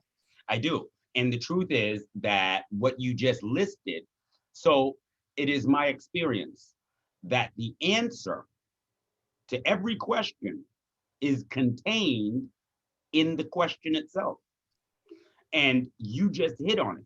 See, because if you do control your own water, your own food, your own shelter, your own clothing, healthcare, security, sanitation, education, and utilities, what do you need money for? Absolutely. If you control all of the elements that keep you alive, you don't need money. Money was produced April 2nd, 1792 in America. And it was produced as an intermediary, right? So that anything that you do, instead of a direct correlation to your survival, which is, your water, your food, your essentials, instead of that direct correlation, money was created as an intermediary so that somebody else could benefit from your efforts, right? That's what money was produced for. And that's the way it works globally. So if you produce all of the things that you would spend money on and you control them for yourself, why would you need money, right? Why would you need money? You got your water, you got your food, you got everything that you need. Why would you need money? Money at that point becomes an elective. It becomes an elective. It becomes a non-essential element. but we're still going to use it as long as it's there. And as long as we're still going to use it. Because again, yes, the first and primary focus of any living being must be to be able to survive into the next 72 hours. So if you control that, true wealth is defined as being able to survive at a given state into the future. So if you can live for 5 years and all your essential needs are covered for 5 years, you're wealthy, right? That's wealth, okay? So once you have established that, it is important to be able to maintain it. And how you maintain that is through commerce, whether that is with capital or whether that is with barter and trade. But what you must do is you must produce the sustaining elements. That means the tow truck company. That means the retail location. That means food trucks. That means access and representation in every marketplace, every service industry. That means we need to do it ourselves. So I don't have a problem initially buying a brick maker, but after we buy it, then what we need to do is we need to fabricate it for ourselves, right? And turn that into a business model. So absolutely every single thing that we need and everything that we do should produce a business model, right? If I need to do this, then I know others need to do this, okay? So if we're in Zambia living on our land and one of the Richardsons builds out a chicken coop, well, damn, that was a dope chicken coop y'all just built. Show me how to build that. Yo, let's sell chicken coops. Everybody should have one. Let's all get a chicken coop, right? Oh, you can't pay for it? Well, what you got over there? You got potato, you got tomato, beans, greens. You got all that over there? Let's barter and trade. I'll give you a chicken coop. You give me some beans, greens, lamb, ham, all that. You understand? And again, this is how we work. Look, when we get to Zambia, I'm gonna need my hair did. Somebody got to do hair. I'm gonna need some fried fish. Somebody got to be making fish. Somebody got to do these things, right? So it is first your essential need you cover, and then you move to the creature comforts. What do you want? You first cover your needs, then you can move to what you want. You know? So yes, the end goal, and you've heard me super critical of the leaders of every movement. If at the end of the execution of their direction, it doesn't conclude, and then we will be free. And then we will no longer be dependent upon another man for our essential needs. If their movements do not culminate in that, then it is a cyclical redundancy. Their children and their children's children will do the same damn thing, serving a master. If it doesn't end in freedom, it ends in slavery. There's no two ways around it, right? There's no two ways around it. If it doesn't end in freedom, it maintains slavery. Let's be clear. America did this to our families, right? They turned humans into their slaves. But please understand, you think the Irish are less slaves here in America? You think the Italians or the Portuguese or the Germans or the Nicaraguans are less slaves? No, America is a slave-making machine. All she did was automate it. So they had to do it to us with chains and whips and crimes. But now those same immigrants that are coming in right now today are giving up the exact same things that they took from us. It's a slave-making machine. It's how it works. Every human in America is a slave, every single one. If the healthcare system fails, you watched it happen. If the healthcare system fails, tell me it don't impact you.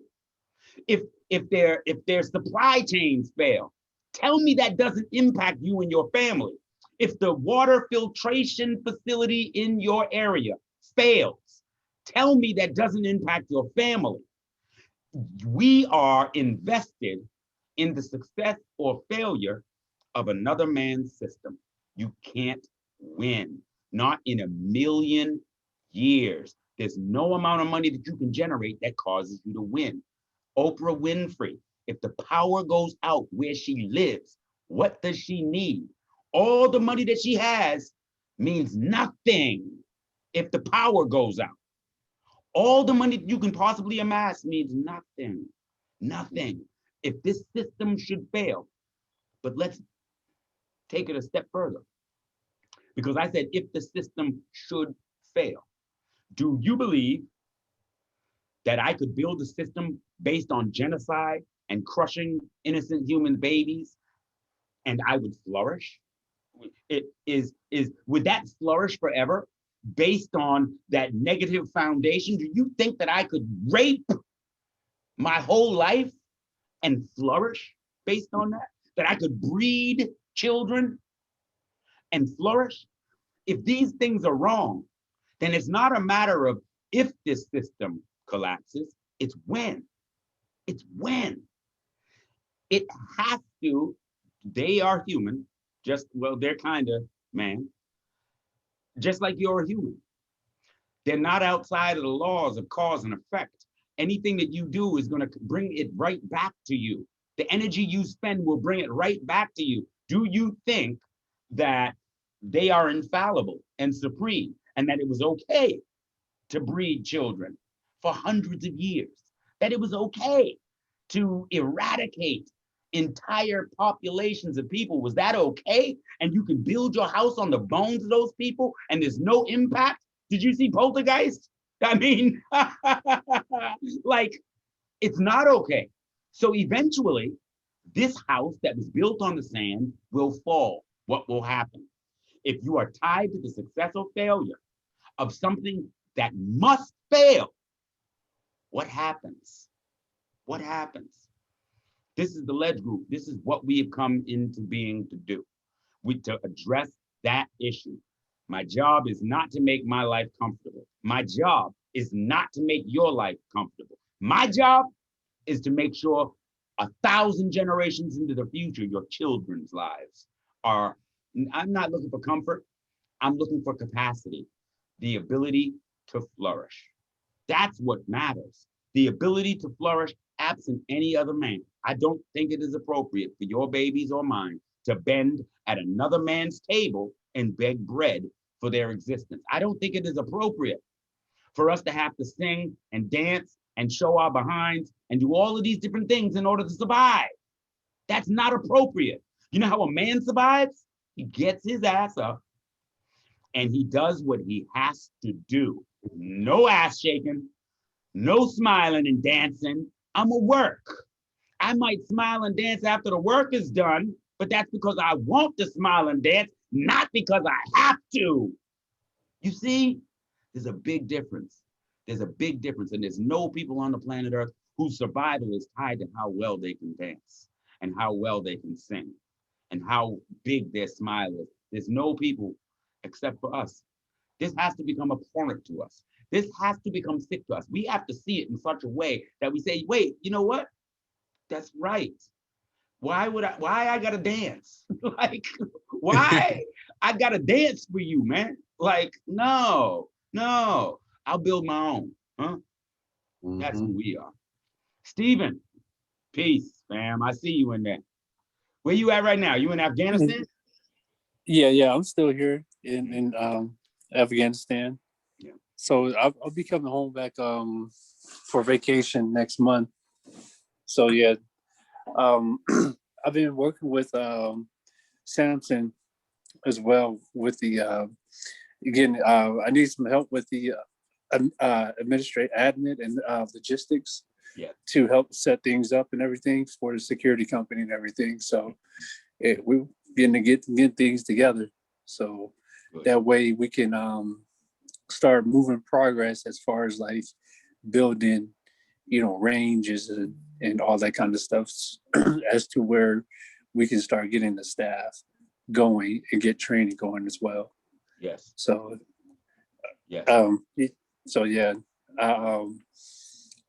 that's what I'm looking forward to, man. I'm looking forward to a lot.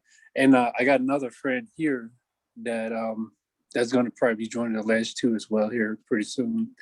So getting things together with that.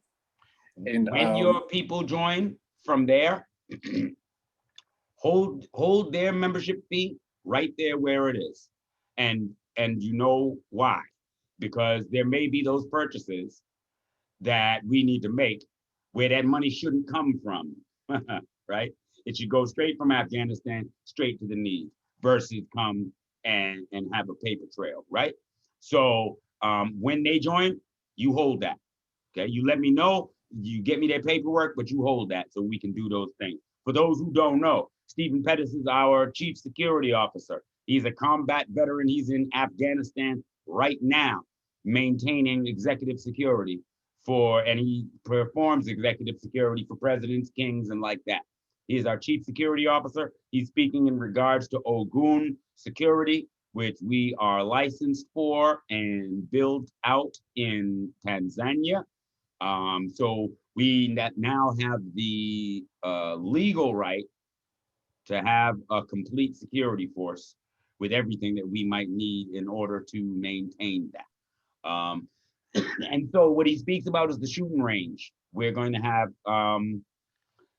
skill ups and training available for our members so that each and every one can hold on to anything that they have and are qualified to be able to hold on to anything that they have into the future. So you heard me earlier speak about an army. Again, you gotta have bricks, you gotta have water, you gotta have housing, you gotta have all of these different things in order to be able to have an army. And so what we have done is meticulously from the ground up, put those things into position that will allow us to have all the, so I don't disagree. You hear a lot of conscious conversation about what we need. We need this, we need that. I agree. My position is that, again, in order to be able to have those things, you must have foundational elements. That's what we did. That's what we do, is build the foundational elements. So yes, the army is the goal. Let's get those things in place that are required to be able to sustain an army.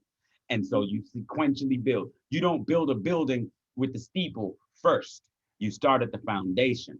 You build the foundation that is able to hold that building, and you build up to the steeple. That's what we do, the foundation. Are there any other questions?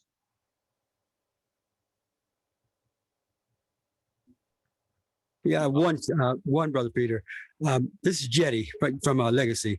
I wanted to, yes, sir, brother. I wanted to ask you, I haven't been active, but I want to get started. So I'm here at the orientation to try to figure out, I got in kind of late. So what do you refer me to the Facebook page? To the Grand Risings page. In there, you'll find the non-disclosure agreement and the pledge of commitment, which illustrates everything, right? Now, people have asked me before, relative to the non-disclosure agreement, they say, well, wait a minute, my goal is to open up a business that's very similar to what you're doing. And does the NDA preclude me from doing that? No. What the NDA in a nutshell does is it precludes you from sharing anything that we do with outsiders. I don't want them to be able to take advantage. But the dream come true is that you absolutely open up a business see, there's a place where you could never compete with me. If you win, I win. It's Ubuntu. So there is no such thing as us competing. If you open up a business, let me know what business you want to open up. We're going to give you the contact. We're going to find out how to make sure that your business flourishes, and we're going to patronize your business, man. Look, so there's no such way to compete. The NDA or the non-compete is in place to ensure that it doesn't get to anybody else. I'll get right on that. Thank you so much. All right, family. And it was built in such a way, look, the real gold is having seen everything that has happened here and using it. In my city, I live in Boston, they got a Portuguese, first they had a Portuguese club, and the next thing they had was a Portuguese credit union. Then they had an Italian club, and then an Italian credit union. That's what I'm talking about. Franco-American club, and then the Franco-American Credit Union. Now, when they opened up these clubs are LLCs, and it is a non-equity club is the model that they use. And what that does for them is it allows them to allow or restrict entry to their club based on private criteria. You know what private criteria means? Not your black ass. That's what it means, right?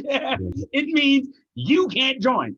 And they can do that legally. And they have been doing that legally.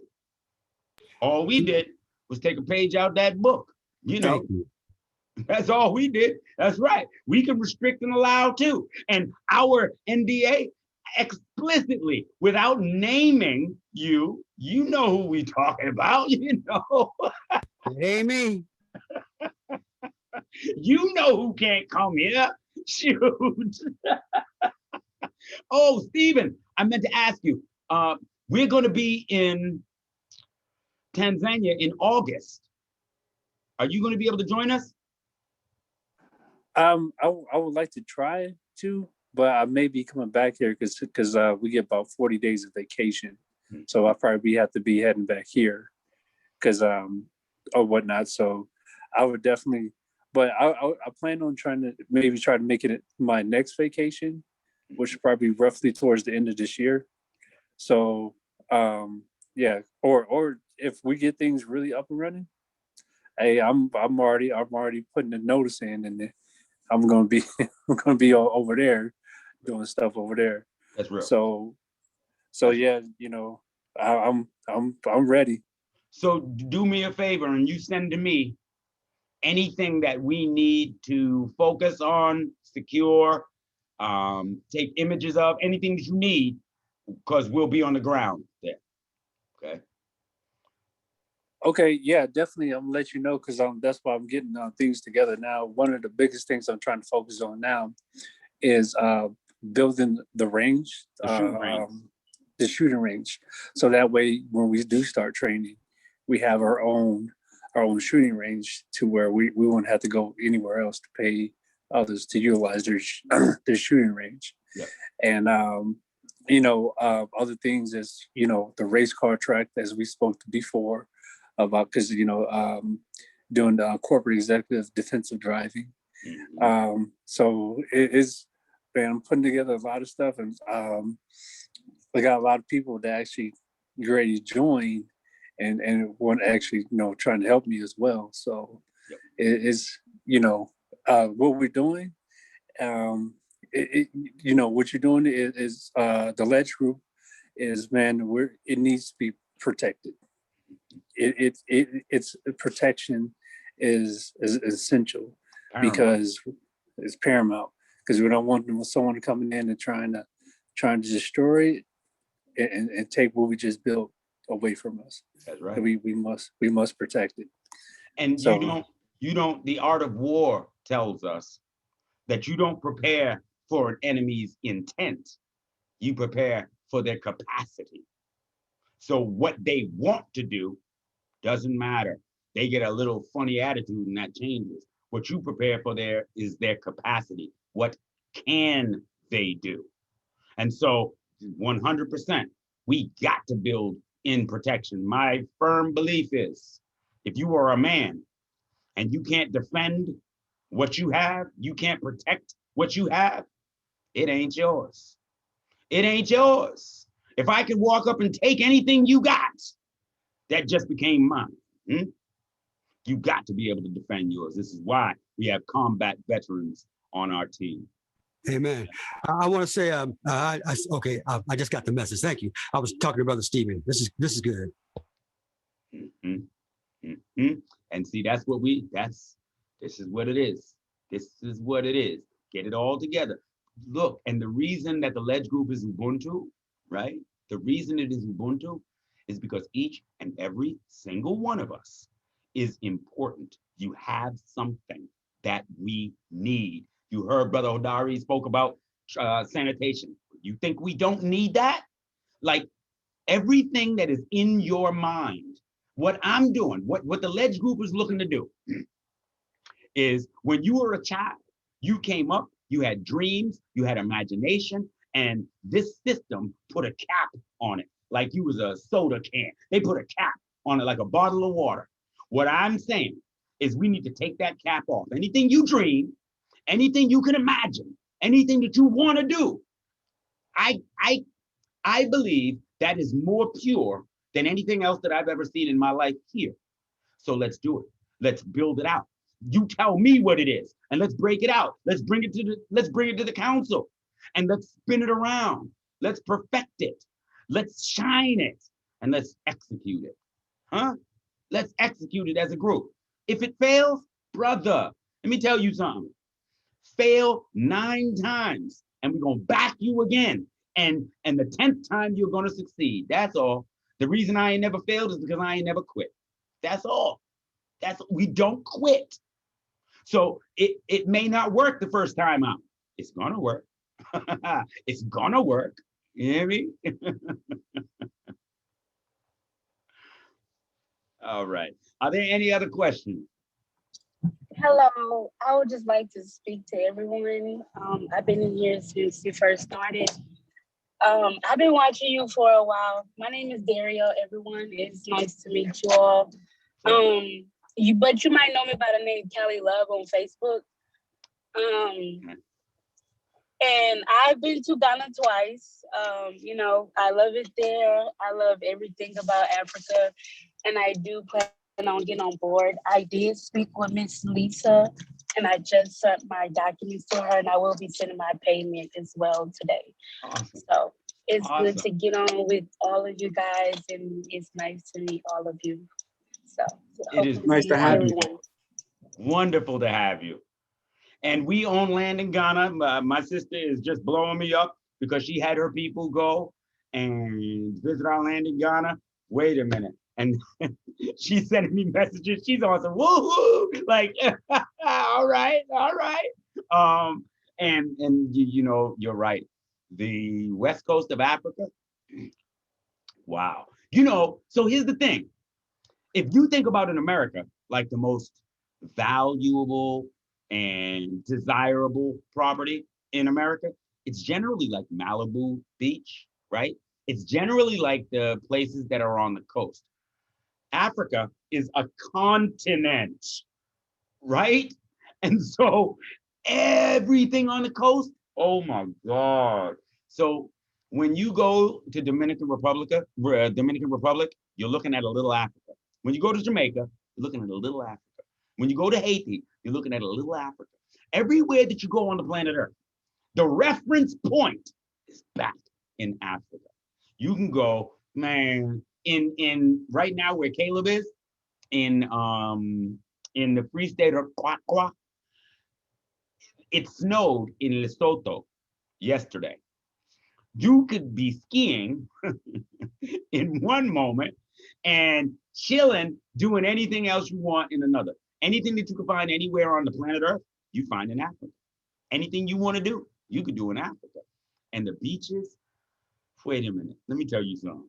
When you're sitting on the beach out there in this, so first of all, the beaches here in America, the reason that I don't go to the beach, well, first of all, the last time we went to the beach, I ended up here. You know what I'm saying? That was 400 years ago, but I don't be doing it, But the other thing is, there ain't no trees on the beach, right? It ain't nothing but hot sun, sand, and I'm not with it, right? In Africa, there's trees. So you sit on the beach under a palm tree and coconuts, coconuts come up out the tree, chop, chop, chop, and you drink that coconut juice. Oh, your life is made. I'm telling you, your life is made that way, huh? I mean, like manna from heaven. You're thirsty, you're becoming dehydrated, punk, there's a coconut. Like, wow, that's life. Yeah. So I love the West Side. It is my favorite. Did you get a chance to go to One Africa when you were in Ghana?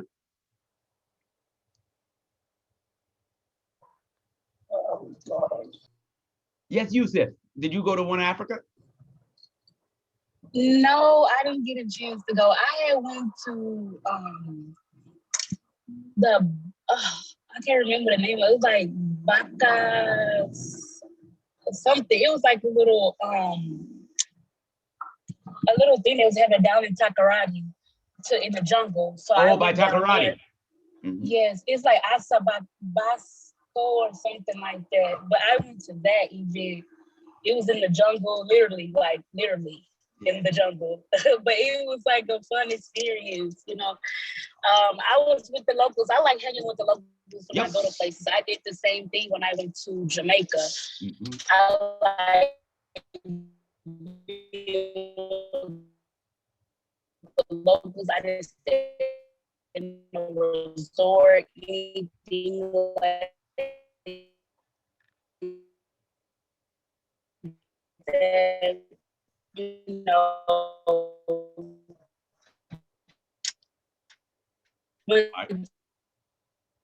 I can tell you're moving. Privates like down in the back of where we were staying at in the house. They had a private beach down there. It was like all of the natives down there. It was like so fun. They had a natural spring out there. It was amazing. So like I really think, yeah.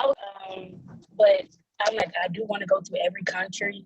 Oh yeah. Or whatever. Because right now, you know, I drive 18-wheeler, so I'm over the road a lot. I work when I want to work because I'm an independent contractor. So I do have a lot of free time. So most definitely, I'll have to catch you all on the next trip. I definitely want to go. Okay, all right. And I got to tell you, I'm like you. So once I started to really, become familiar, like I have never been as geographically savvy in my life as now. Right? In their schools, they were like, yeah, this is that, this is that, this is the other thing. And it didn't resonate. Now, oh, I know, somebody says, well, what's next to Zambia? Well, I can tell you, there's 9 countries. There's Angola, and I can tell you exactly what's where. You know what I'm saying? And let me tell you, if you do just the slightest amount of research, look up, what does it look like in the Congo? Oh my God. It's the most beautiful thing you've ever seen in your life. And you do that same lookup on every single country, and your mind, this is why travel is so important, because you really can't even imagine what it really is. This isn't it. This isn't it. You go out into the world and you see, oh my God, there's like little private lagoons that you'll bump into in DRC. Oh my God. Just amazing. Little private waterfalls everywhere. Like, man, look, I'm telling you, that's where we want to be. And we can't wait to have you. We did the same thing. When we went to Jamaica, I ain't never been in no resort. Well, I ain't never been in no resort. We went and stayed in St. Elizabeth with the people, with the yardies. You know what I'm saying? We wasn't gonna be in no resort. And we ate better and chilled better than anything else, man. It was amazing.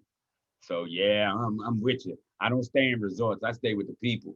I like to be in a crowd. You can't tell who I am from anybody else. Yeah, it's much better that way. When I was there, I stayed in Portland. I did go to Kingston, and I did, I was in Montego Bay for like one day. But I did stay in Portland. That's how I was like, I was not that far from the famous jerk chicken place. Mm-hmm. And I was there like almost every other day eating that chicken. It was so good. And they had like some soursop, like this homemade soursop juice, and they had it in a liquor bottle, but it was like so good. Oh yeah. It was so good. Oh yeah. Well, I was in Ghana. They got that alcohol from the palm that, there's no processing, right? They tap the palm tree and they extract the juice, and it's straight wine. You drink it, it's delicious and a beautiful buzz. A few days later, that wine ferments and turns into moonshine. Man, we was out there at 4 a.m, me and Lisa. The sun, the moon was the only light that you could see. And we was just sipping down the beach, just walking. Oh, I just felt so, it was amazing. If I was in the city, somebody would have called me a wino, but there wasn't nobody to call me nothing out there, It was amazing. And Portland, yeah, I know, that's the spot there. All right. Are there any more questions? What I don't want to do is I don't want to run too long and just, I have a tendency. All right. So what we're gonna do is we're gonna close it up. We're gonna do this every month. And if I'm not mistaken, come August, oh no, August we'll have it. So we're gonna have one in July, one in August, and then September, I will have just come back from Tanzania. So we'll have this repeated in the next couple of months as well. So first Saturday of every month, we'll be together and we'll go through this. All right. Thanks, Brother Peter. Thank Nice you, to family. catch up with you guys. One question. Indeed, always a pleasure to spend time with y'all. One question, brother. Yes, What are the dates that for the trip, For the trip, yes. August 15th to September 5th. Now, if it gets too good, Say it one more time. August 15th Mm-hmm. to September 5th. Okay. And if it gets too good, I ain't coming back. You heard me? All right. All right. Peace to you all. Yes, indeed. Wish y'all All right, family. Peace. Thank you all.